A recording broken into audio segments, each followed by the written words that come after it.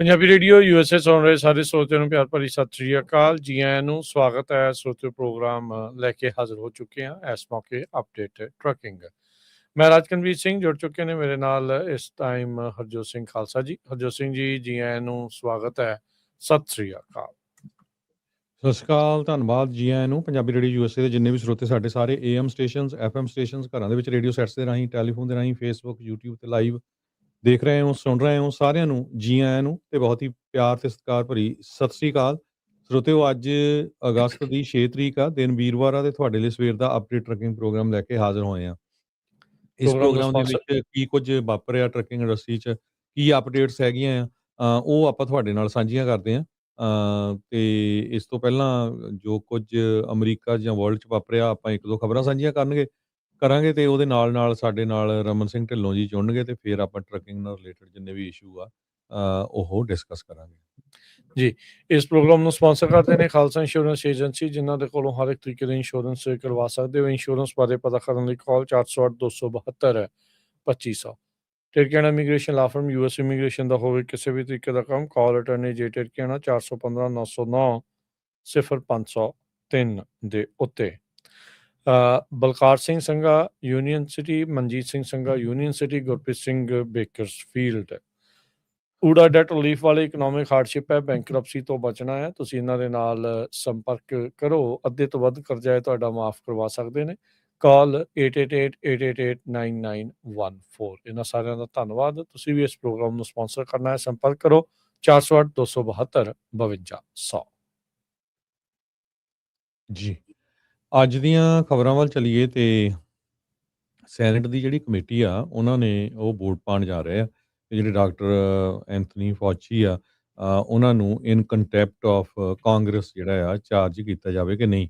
Committee ਦੇ chairman rand ਪਾਲ ਜਿਹੜੇ ਕਾਫੀ ਲੰਮੇ ਸਮੇਂ ਤੋਂ ਦੁਸ਼ਮਣ ਆ ਡਾਕਟਰ ਫੌਚੀ ਉਹਨਾਂ ਨੇ ਇਹ ਕਿਹਾ ਵੀ ਜਿਹੜੀਆਂ ਪਾਰਟੀ ਲਾਈਨ ਦੀ ਗੱਲ ਨਾ ਇੱਥੇ ਦੇਖੀ ਜਾਵੇ ਤੇ ਜਿਹੜੇ ਵੀ ਤੁਹਾਨੂੰ ਠੀਕ ਲੱਗਦਾ ਹੈ ਉਸ ਹਿਸਾਬ ਦੇ ਨਾਲ ਜਿਹੜੀ ਵੋਟ ਪਾਓ।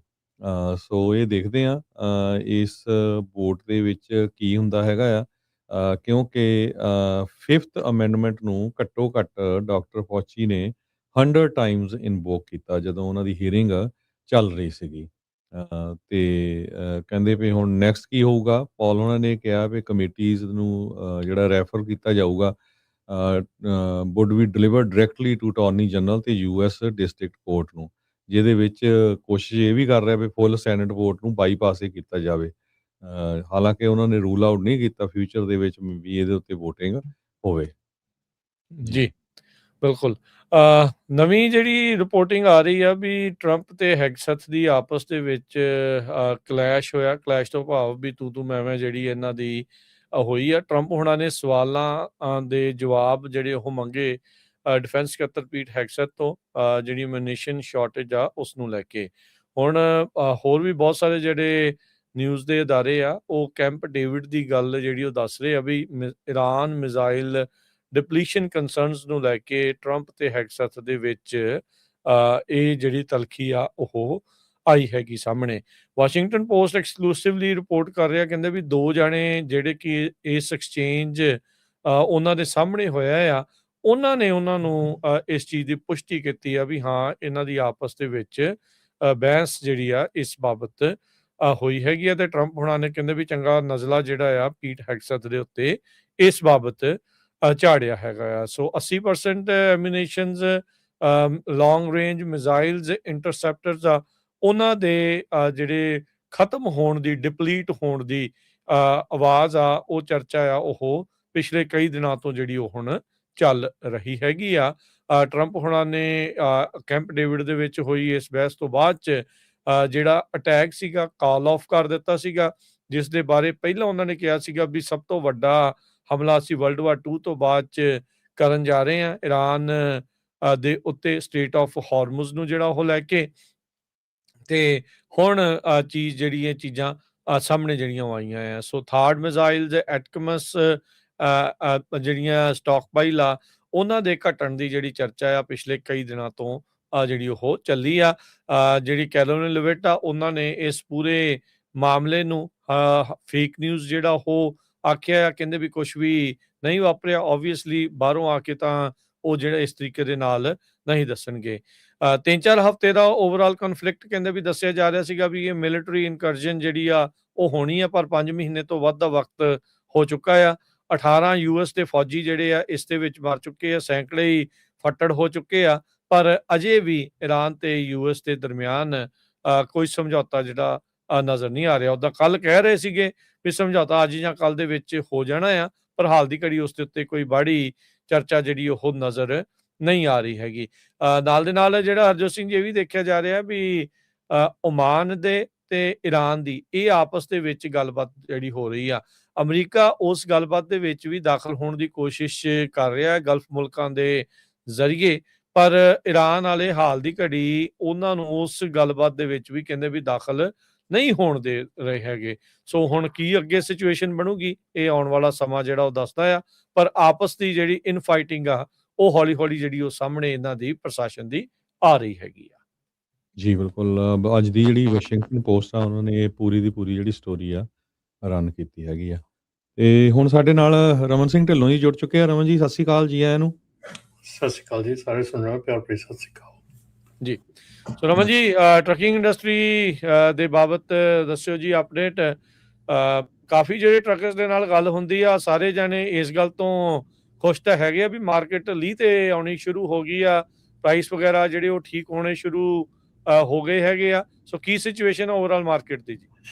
ਰਾਜਕਰਨ, ਮਾਰਕੀਟ ਦੀ ਸਿਚੁਏਸ਼ਨ ਤਾਂ ਠੀਕ ਹੈ, ਸੁਧਰੀ ਹੈਗੀ ਆ ਪਿਛਲੇ ਕੁਝ ਦਿਨਾਂ ਦੇ ਵਿੱਚ, ਜਿਹੜੀ ਆ ਪਿਛਲੇ ਕੁਝ ਮਹੀਨਿਆਂ ਦੇ ਵਿੱਚ ਕਹਿ ਲਓ ਆਪਾਂ, ਸੁਧਰੀ ਹੈਗੀ ਆ, ਥੋੜੀ ਟੇਪਰ ਆਫ ਹੋ ਰਹੀ ਆ ਹੁਣ ਇਸ ਵੇਲੇ, ਪਰ ਓਵਰਆਲ ਜਿਹੜੀ ਮਾਰਕੀਟ ਦੀ ਸਿਚੁਏਸ਼ਨ ਹੈਗੀ ਵਧੀਆ ਹੈਗੀ ਆ। ਓਬਵੀਅਸਲੀ ਥੋੜੀ ਡਰਾਈਵਰ ਸ਼ਾਰਟੇਜ ਹੈਗੀ ਆ, ਪਰ ਉਹਦੇ ਨਾਲ ਨਾਲ ਜਿਹੜੇ ਕੈਰੀਅਰਸ ਹੈਗੇ ਆ ਕਿ ਥੋੜਾ ਜਿਹਾ ਸ਼ਾਇਦ ਹੋ ਸਕਦਾ ਧਿਆਨ ਦੇ ਨਾਲ ਸਟੈਪ ਅਪ ਕਰਨ, ਪਰ ਓਵਰਆਲ ਮਾਰਕੀਟ ਦੀ ਕੰਡੀਸ਼ਨ ਜਿਹੜੀ ਆ ਉਹ ਵਧੀਆ ਹੋਈ ਹੈਗੀ ਆ। ਪਰ ਮਾਰਕੀਟ ਦੀ ਕੰਡੀਸ਼ਨ ਵਧੀਆ ਹੋਣ ਦੇ ਨਾਲ ਕਈ ਜਿਹੜੀਆਂ ਚੀਜ਼ਾਂ ਹੋਰ ਵੀ ਇਸ ਵੇਲੇ ਜਿਹੜੀਆਂ ਆ ਉਹ ਸਾਹਮਣੇ ਆ ਰਹੀਆਂ ਹੈਗੀਆਂ। ਬਿਲਕੁਲ ਮੇਰੇ ਖਿਆਲ ਟਰੱਕਿੰਗ ਇੱਕ ਡੈਫੀਨੇਟਲੀ ਨਵੇਂ ਐਰਾ ਦੇ ਵਿੱਚ ਐਂਟਰ ਕਰ ਰਹੀ ਹੈਗੀ ਆ, ਔਰ ਉਹਦੀਆਂ ਜਿਹੜੀਆਂ ਚੀਜ਼ਾਂ ਹੈਗੀਆਂ, ਉਹਦੀਆਂ ਜਿਹੜੀਆਂ ਕਮੀਆਂ ਪੇਸ਼ੀਆਂ ਜਾਂ ਹੋਰ ਚੀਜ਼ਾਂ ਹੈਗੀਆਂ ਉਹ ਸਾਹਮਣੇ ਜ਼ਰੂਰ ਆ ਰਹੀਆਂ ਹੈਗੀਆਂ ਉੱਪਰ ਕਿਉਂ। ਕੀ ਇਹਦੇ ਵਿੱਚ ਤੁਹਾਡੇ ਸਾਹਮਣੇ ਚੀਜ਼ਾਂ ਜਿਹੜੀਆਂ ਉਹ ਆ ਰਹੀਆਂ, ਜਿਹੜੇ ਕਹਿੰਦੇ ਵੀ ਨਵੇਂ ਐਰਾ 'ਚ ਜਦੋਂ ਤੁਸੀਂ ਕਹਿੰਦੇ ਵੀ ਐਂਟਰ ਹੋ ਰਹੀ ਆ ਇਹ ਇੰਡਸਟਰੀ, ਕੀ ਨਵੀਆਂ ਚੀਜ਼ਾਂ ਉੱਭਰ ਕੇ ਆ ਰਹੀਆਂ ਤੇ ਕਿੱਧਰਲੇ ਪਾਸੇ ਨੂੰ ਇਹਦਾ ਮੋੜ ਹੈਗਾ? ਰਾਜਕਰਨ, ਸਾਰਿਆਂ ਨਾਲੋਂ ਵੱਡੀ ਜਿਹੜੀ ਚੀਜ਼ ਇਸ ਵੇਲੇ ਵਾਪਰੀ ਹੈਗੀ ਹੈ ਜਾਂ ਉੱਭਰ ਕੇ ਸਾਹਮਣੇ ਆ ਰਹੀ ਹੈਗੀ ਆ, ਪਹਿਲੀ ਤਾਂ ਹੈਗੀ ਹੈ ਜਿਹੜਾ ਕਿ ਕ੍ਰੈਕਡਾਊਨ ਜਿਹੜਾ ਚੱਲ ਰਿਹਾ ਹੈਗਾ ਟਰੱਕਿੰਗ ਇੰਡਸਟਰੀ ਦੇ ਉੱਤੇ ਥਰੂ ਆਊਟ US ਕਹਿ ਲਓ, ਕੈਨੇਡਾ ਕਹਿ ਲਓ, ਜਾਂ ਆਪਣਾ ਜਿੰਨਾ ਵੀ ਇੱਧਰਲੇ ਪਾਸੇ ਹੈਗਾ, ਖਾਸ ਕਰਕੇ US ਦੇ ਵਿੱਚ ਜਿਹੜਾ ਕ੍ਰੈਕਡਾਊਨ ਚੱਲ ਰਿਹਾ ਹੈਗਾ ਉਹ ਅੱਜ ਤੱਕ ਪਹਿਲਾਂ ਕਦੇ ਨਹੀਂ ਸੀ ਦੇਖਿਆ ਗਿਆ। ਦੂਸਰਾ ਜਿਹੜਾ ਹੈਗਾ ਉਹ ਬ੍ਰੋਕਰ ਲਾਇਬਿਲਿਟੀ ਨੂੰ ਲੈ ਕੇ ਜਿਹੜੀ ਸਿਚੁਏਸ਼ਨ ਇਸ ਵੇਲੇ ਬਣੀ ਹੋਈ ਆ, ਉਹਦੇ ਨਾਲ ਜਿਹੜਾ ਆ ਟੋਟਲੀ ਜਿਹੜੀ ਇੰਡਸਟਰੀ ਹੈਗੀ ਆ ਉਹ ਇੱਕ ਚੇਂਜ ਦੀ ਕਗਾਰ ਤੇ ਹੈਗੀ ਆ ਕਿ ਇਸ ਵੇਲੇ ਜੇ ਤੁਸੀਂ ਚੇਂਜ ਨਹੀਂ ਕਰਦੇ ਤੇ you will be out of business very soon. ਦੂਸਰਾ ਜਿਹੜਾ ਕ੍ਰੈਕਡਾਊਨ ਦੀ ਮੈਂ ਪਹਿਲਾਂ ਗੱਲ ਕੀਤੀ, ਕ੍ਰੈਕਡਾਊਨ ਦੇ ਵਿੱਚ ਜਿੱਦਾਂ ਹੁਣ ਜਿਹੜੇ ਫੇਕ CDLs ਜਾਂ ਜਿਹੜੀਆਂ ਲਾਇਸੈਂਸਿੰਗ ਅਥਾਰਟੀਜ਼ ਆ, ਜਿਹੜੇ ਲਾਇਸੈਂਸਿੰਗ ਦੇਣ ਵਾਲੇ ਆ, ਐਵਰੀਥਿੰਗ ਜਿਹੜਾ ਆ ਕੁਐਸਚਨੇਬਲ ਹੈ ਇਸ ਵੇਲੇ ਹੈਗਾ ਆ, ਠੀਕ ਹੈ ਨਾ। ਸੋ ਇਹਦੇ ਨਾਲ ਨਾਲ ਜਿਹੜਾ ਆ ਕਿ ਜਿਹੜਾ ਸੇਫਟੀ ਡਾਟਾ ਜਾਂ ਜਿਹੜਾ ਡਾਟਾ ਇਸ ਵੇਲੇ FMCSA ਵੱਲੋਂ ਪ੍ਰੋਡਿਊਸ ਕੀਤਾ ਜਾ ਰਿਹਾ ਉਹ ਕੁਐਸਚਨ ਕੀਤਾ ਜਾ ਰਿਹਾ ਉਹਦੇ ਉੱਤੇ। ਸੋ ਕਈ ਚੀਜ਼ਾਂ ਹੈਗੀਆਂ ਜਿਹੜੀਆਂ ਖਾਸ ਕਰਕੇ ਜਿਹੜੀ ਬ੍ਰੋਕਰ ਲਾਇਬਿਲਿਟੀ ਹੈਗੀ ਆ ਉਹ ਇਸ ਵੇਲੇ ਇੰਡਸਟਰੀ ਨੂੰ ਉਹਨੇ ਹਿਲਾ ਕੇ ਰੱਖਿਆ ਹੋਇਆ ਜੀ। ਸੋ ਇਹਦੇ ਵਿੱਚ ਕੀ ਇਹ ਵੀ ਗੱਲ ਇਸ ਟਾਈਮ ਟਰੂ ਹੈਗੀ ਆ ਵੀ ਜਿਹੜੇ ਲੋਕ ਟਰੱਕਿੰਗ ਪਹਿਲਾਂ ਛੱਡ ਗਏ ਸੀਗੇ ਰਮਨ ਜੀ, ਜਿਨ੍ਹਾਂ ਚੋਂ ਕਈ ਗ੍ਰੀਨ ਕਾਰਡ ਜਾਂ ਸਿਟੀਜ਼ਨਸ਼ਿਪ ਵਾਲੇ ਸੀਗੇ, ਉਹ ਮੁੜ ਦੁਬਾਰਾ ਇੰਡਸਟਰੀ 'ਚ ਐਂਟਰ ਹੋ ਰਹੇ ਆ ਜਾਂ ਹੋ ਚੁੱਕੇ ਆ? ਬਿਲਕੁਲ, ਡੈਫੀਨੇਟਲੀ ਹੁਣੇ ਸਾਈਨਸ ਮਿਲ ਰਹੇ ਆ, ਬਹੁਤ ਜ਼ਿਆਦਾ ਜਿਹੜੇ ਸਾਈਨਸ ਮਿਲ ਰਹੇ ਆ ਕਿ ਜਿਹੜੇ ਇੰਡਸਟਰੀ ਦੇ ਵਿੱਚੋਂ ਨਿਕਲ ਚੁੱਕੇ ਸੀਗੇ ਜਾਂ ਛੱਡ ਚੁੱਕੇ ਸੀਗੇ, ਇਸ ਕਰਕੇ ਕਿ ਇੰਡਸਟਰੀ ਜਿਹੜੀ ਆ ਉਹ ਕਾਫੀ ਜਿਹੜੀ ਗੰਦਲੀ ਹੋ ਚੁੱਕੀ ਸੀਗੀ। ਉਹ ਜਿਹੜੇ ਲੋਕੀ ਹੈਗੇ ਆ ਜਿਹੜੇ ਕਿ ਇੱਕ ਉਹਦੇ 'ਚ ਕਾਫੀ ਗੁੱਡ ਡਰਾਈਵਰ ਸੀਗੇ, ਗੁੱਡ ਪੀਪਲ ਸੀਗੇ ਜਿਹੜੇ ਕਿ ਛੱਡ ਗਏ ਸੀਗੇ ਫਰਸਟ੍ਰੇਸ਼ਨ ਕਰਕੇ, ਸੋ ਉਹ ਹੁਣ ਦੁਬਾਰਾ ਜਿਹੜਾ ਇੰਡਸਟਰੀ ਦੇ ਵਿੱਚ ਆ ਰਹੇ ਆ ਜੀ। ਤੇ ਇਹਦੇ ਵਿੱਚ ਇਹ ਵੀ ਚੀਜ਼ ਕੀ ਇਸ ਟਾਈਮ ਜਦੋਂ ਆਪਾਂ ਕੋਵਿਡ ਦੇ ਦੌਰਾਨ ਦੇਖਿਆ ਸੀਗਾ ਵੀ ਜਦੋਂ ਆਪਾਂ ਨੂੰ ਸਭ ਨੂੰ ਪਤਾ ਵੀ ਸੋਹਣਾ ਪ੍ਰਾਈਸ ਸੀਗਾ। ਸਾਰਿਆਂ ਨੇ ਆਪਣੇ ਜਿਹੜੇ ਬਿਜ਼ਨਸ ਆ ਬਹੁਤ ਜ਼ਿਆਦਾ ਐਕਸਪੈਂਡ ਕੀਤੇ। ਫਿਰ ਡਰਾਈਵਰਾਂ ਦੀ ਬਹੁਤ ਜ਼ਿਆਦਾ ਡਿਮਾਂਡ ਹੋਈ। ਅੱਜ ਕਿਸੇ ਜਗ੍ਹਾ 'ਤੇ, ਕੱਲ੍ਹ ਨੂੰ ਕਿਸੇ ਜਗ੍ਹਾ 'ਤੇ, ਪਰਸੋਂ ਨੂੰ ਕਿਸੇ ਜਗ੍ਹਾ 'ਤੇ ਡਰਾਈਵਰ ਵੀ ਬੜੇ ਹੌਪ ਕਰਦੇ ਸੀ। ਇੱਕ ਦੂਜੇ ਦੀਆਂ ਕੰਪਨੀਆਂ ਵੀ ਇੱਕ ਦੂਜੇ ਦੇ ਡਰਾਈਵਰ ਨੂੰ ਪੱਟ ਕੇ ਲੈ ਕੇ ਜਾਂਦੀਆਂ ਸੀ।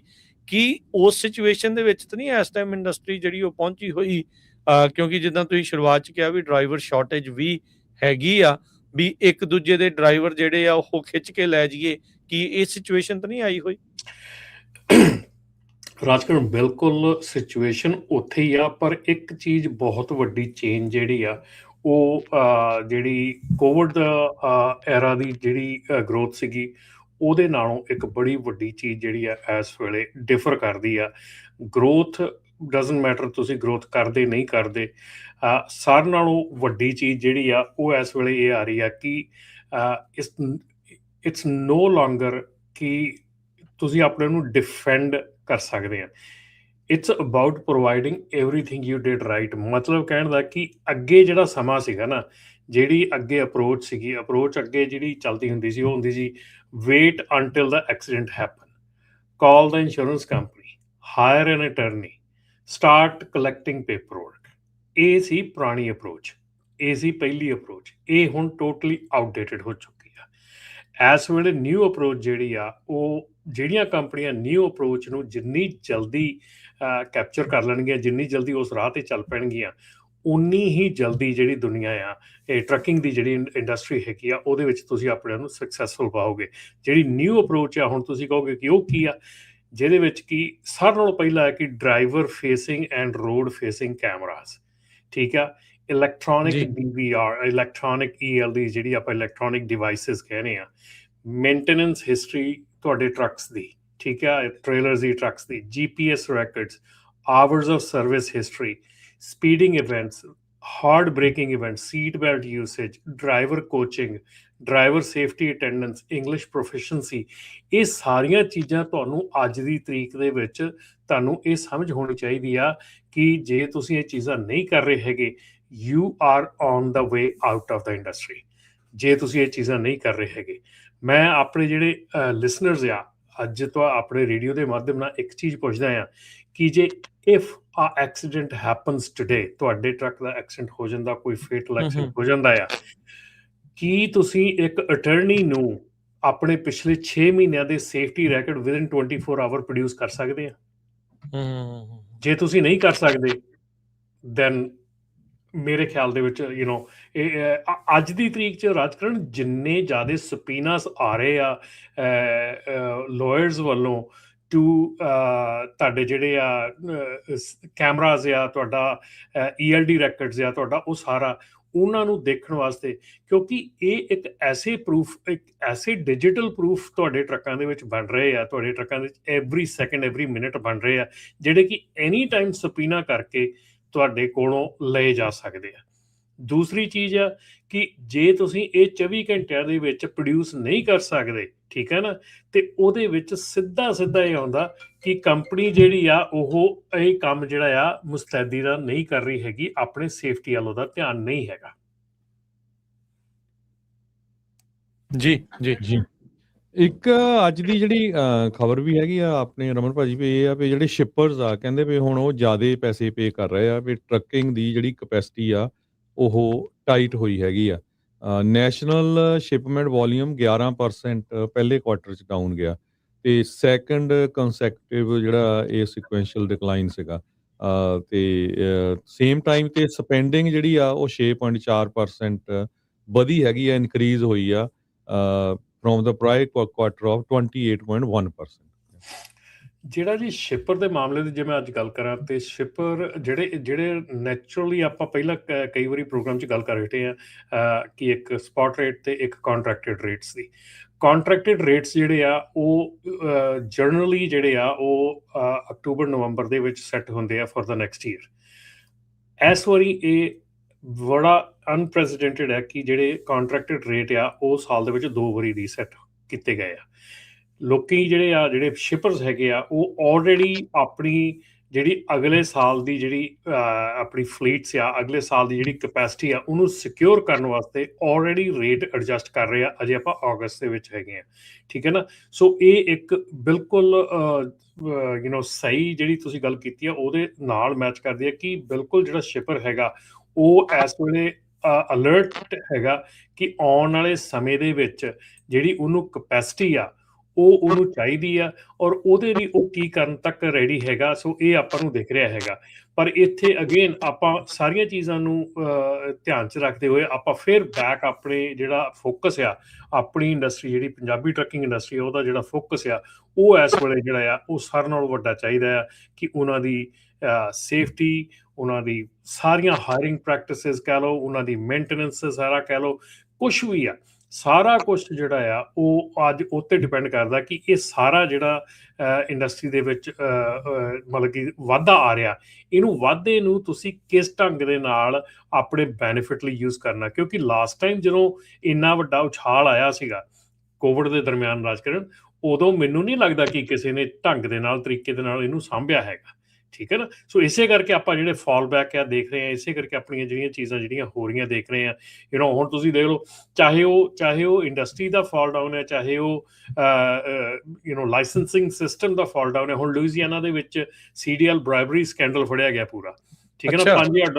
$5,000 ਈਚ ਡਰਾਈਵਰ ਦੇ ਲਏ ਜਾਂਦੇ ਸੀ। ਇੱਕ ਕਨਵੀਨੀਅੰਸ ਸਟੋਰ ਵਾਲਾ ਇਹ ਸਾਰੀ ਸਕੀਮ ਜਿਹੜੀ ਰਨ ਕਰਦਾ ਸੀਗਾ, ਜਿਹਦੇ ਵਿੱਚ ਕਿ 124 ਕਮਰਸ਼ੀਅਲ ਡਰਾਈਵਰ ਨੂੰ ਫਰਾਡੂਲੈਂਟ ਲਾਇਸੈਂਸ ਦਿੱਤੇ ਗਏ ਆ। ਅੱਗੋਂ ਉਹਨਾਂ ਦਾ ਕੋਈ ਮੋਟਰ ਵਹੀਕਲ ਵਾਲਾ ਫਿਰ ਉਹ ਨਾਲ ਜੁੜਿਆ ਹੋਊਗਾ ਜਿਹੜਾ? ਹਾਂਜੀ ਸਾਰੇ, ਹਾਂਜੀ ਸਾਰਾ ਪੂਰਾ ਚੈਨਲ ਬਣਿਆ ਸੀਗਾ। ਮਤਲਬ ਕਿ 124 ਕਮਰਸ਼ੀਅਲ ਲਾਇਸੈਂਸ ਇਸ਼ੂ ਕੀਤੇ ਆ ਵਿਦਆਊਟ ਟੈਸਟ, ਵਿਦਆਊਟ ਉਹਦਾ road test, without skill test. ਕੋਈ ਵੀ ਨਹੀਂ, ਉਹ ਗਏ ਹੀ ਨਹੀਂ ਕਦੀ DMV। ਸੋ ਇਹ ਜਿਹੜੀ ਚੀਜ਼ਾਂ ਆ, ਇਹ ਹੁਣ ਜਦੋਂ ਬੰਦਾ ਦੇਖਦਾ ਵੀ ਭਾਈ ਪਤਾ ਨਹੀਂ ਕਿੰਨਾ ਕੁ ਪੈਸਾ ਬਣ ਰਿਹਾ, ਫਟਾਫਟ ਜਿਹੜਾ ਕੁਆਲੀਫਾਈਡ, ਦੇਖੋ ਇਸ ਇੰਡਸਟਰੀ ਦੇ ਵਿੱਚ ਤੁਸੀਂ ਆਉਣਾ ਆ, ਇਸ ਇੰਡਸਟਰੀ ਦੇ ਵਿੱਚ ਆਉਣ ਦੇ ਲਈ you need to be qualified. ਇਹ ਨਹੀਂ ਹੈਗਾ ਕਿ ਜਿਹਨੂੰ ਹੋਰ ਕਿਤੇ ਕੰਮ ਨਹੀਂ ਮਿਲਦਾ ਚਲੋ ਟਰੱਕਿੰਗ ਕਰ ਲਓ, ਠੀਕ ਹੈ ਨਾ। ਇਹ ਉਹ ਕਿੱਤਾ ਨਹੀਂ ਰਹਿ ਗਿਆ ਹੈਗਾ ਹੁਣ। ਇਹਦੇ 'ਚ ਜੇ ਤੁਸੀਂ ਕੁਆਲੀਫਾਈਡ ਨਹੀਂ ਨਾ ਹੈਗੇ, ਜੇ ਤੁਸੀਂ ਪ੍ਰੋਪਰਲੀ ਇਹ 'ਚ ਟ੍ਰੇਨ ਨਹੀਂ ਹੈਗੇ, ਤੇ ਇਹਦੇ ਵਿੱਚ ਹੁਣ ਸਕਸੈਸ ਹੋਣੀ ਜਿਹੜੀ ਉਹ ਔਖੀ ਹੋ ਗਈ ਆ। ਉਹ ਲੱਗਦਾ ਹੀ ਸੀ ਪਹਿਲਾਂ ਕਿ ਇਹ 'ਚ ਸਕਸੈਸ ਸੌਖੀ ਆ, ਇਹ 'ਚ ਇੰਨੀ ਸਕਸੈਸ ਸੌਖੀ ਨਹੀਂ ਰਹਿ ਗਈ। ਦੱਸਦੇ ਜਾਈਏ ਇਹ ਵਾਲੀ ਖਬਰ ਦੇ ਵਿੱਚ ਆਪਾਂ ਕਾਲਸ ਵੀ ਲੈਣੇ। ਕਾਲ ਕਰਨ ਦੇ ਲਈ ਸਰੋਤਿਓ ਨੰਬਰ ਹੈ 408-272-5200, 4082725200। 3 ਜਾਣਿਆਂ ਨੇ ਆਪਣੇ ਦੋਸ਼ ਕਬੂਲ ਰਹੇ ਆ। $2.5 ਲੱਖ ਦਾ ਜੁਰਮਾਨਾ ਹੋ ਸਕਦਾ ਹੈ ਤੇ 10 ਸਾਲ ਦੀ ਸਜ਼ਾ ਇਹਨਾਂ ਨੂੰ ਹੋ ਸਕਦੀ ਆ। US ਅਟਰਨੀ ਡੇਵਿਡ ਕੋਰਸੈਲ ਉਹਨਾਂ ਨੇ ਕਿਹਾ ਮੁਹੰਮਦ ਨਾਂ ਦਾ ਜਿਹੜਾ ਬੰਦਾ, ਜਿਹੜਾ ਰਿੰਗ ਲੀਡਰ ਸੀਗਾ, ਜਿੱਦਾਂ ਤੁਸੀਂ ਦੱਸਿਆ ਵੀ $5,000 ਐਵਰੇਜ ਲੈ ਰਿਹਾ ਸੀਗਾ ਅਨਅਰਨਡ CDLs ਦੇ ਲਈ। ਤੇ ਉੱਥੇ ਦਾ ਇੱਕ ਸ਼ਹਿਰ ਆ ਡੋਨਲਡਸਨਵਿਲ, ਉੱਥੋਂ ਦਾ ਜਿਹੜਾ ਮੋਟਰ ਵਹੀਕਲ ਆਫਿਸ ਆ, ਉਹਦੇ ਜਿਹੜੇ 2 EMPLOYEE ਆ, ਉਹਨਾਂ ਨੂੰ ਇਹਨੇ ਰਿਸ਼ਵਤ ਦਿੱਤੀ ਸੀਗੀ।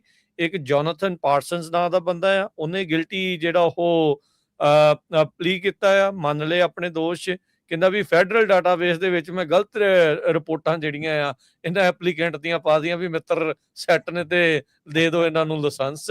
ਤੇ ਉਹਨੇ ਅੱਗੇ ਇੱਕ ਮਾਰਲਿਨ ਰੋਬਰਟਸ ਉਹਨੂੰ ਪੇ ਕੀਤਾ ਸੀਗਾ ਵੀ ਮੇਰੀ ਮਦਦ ਕਰ।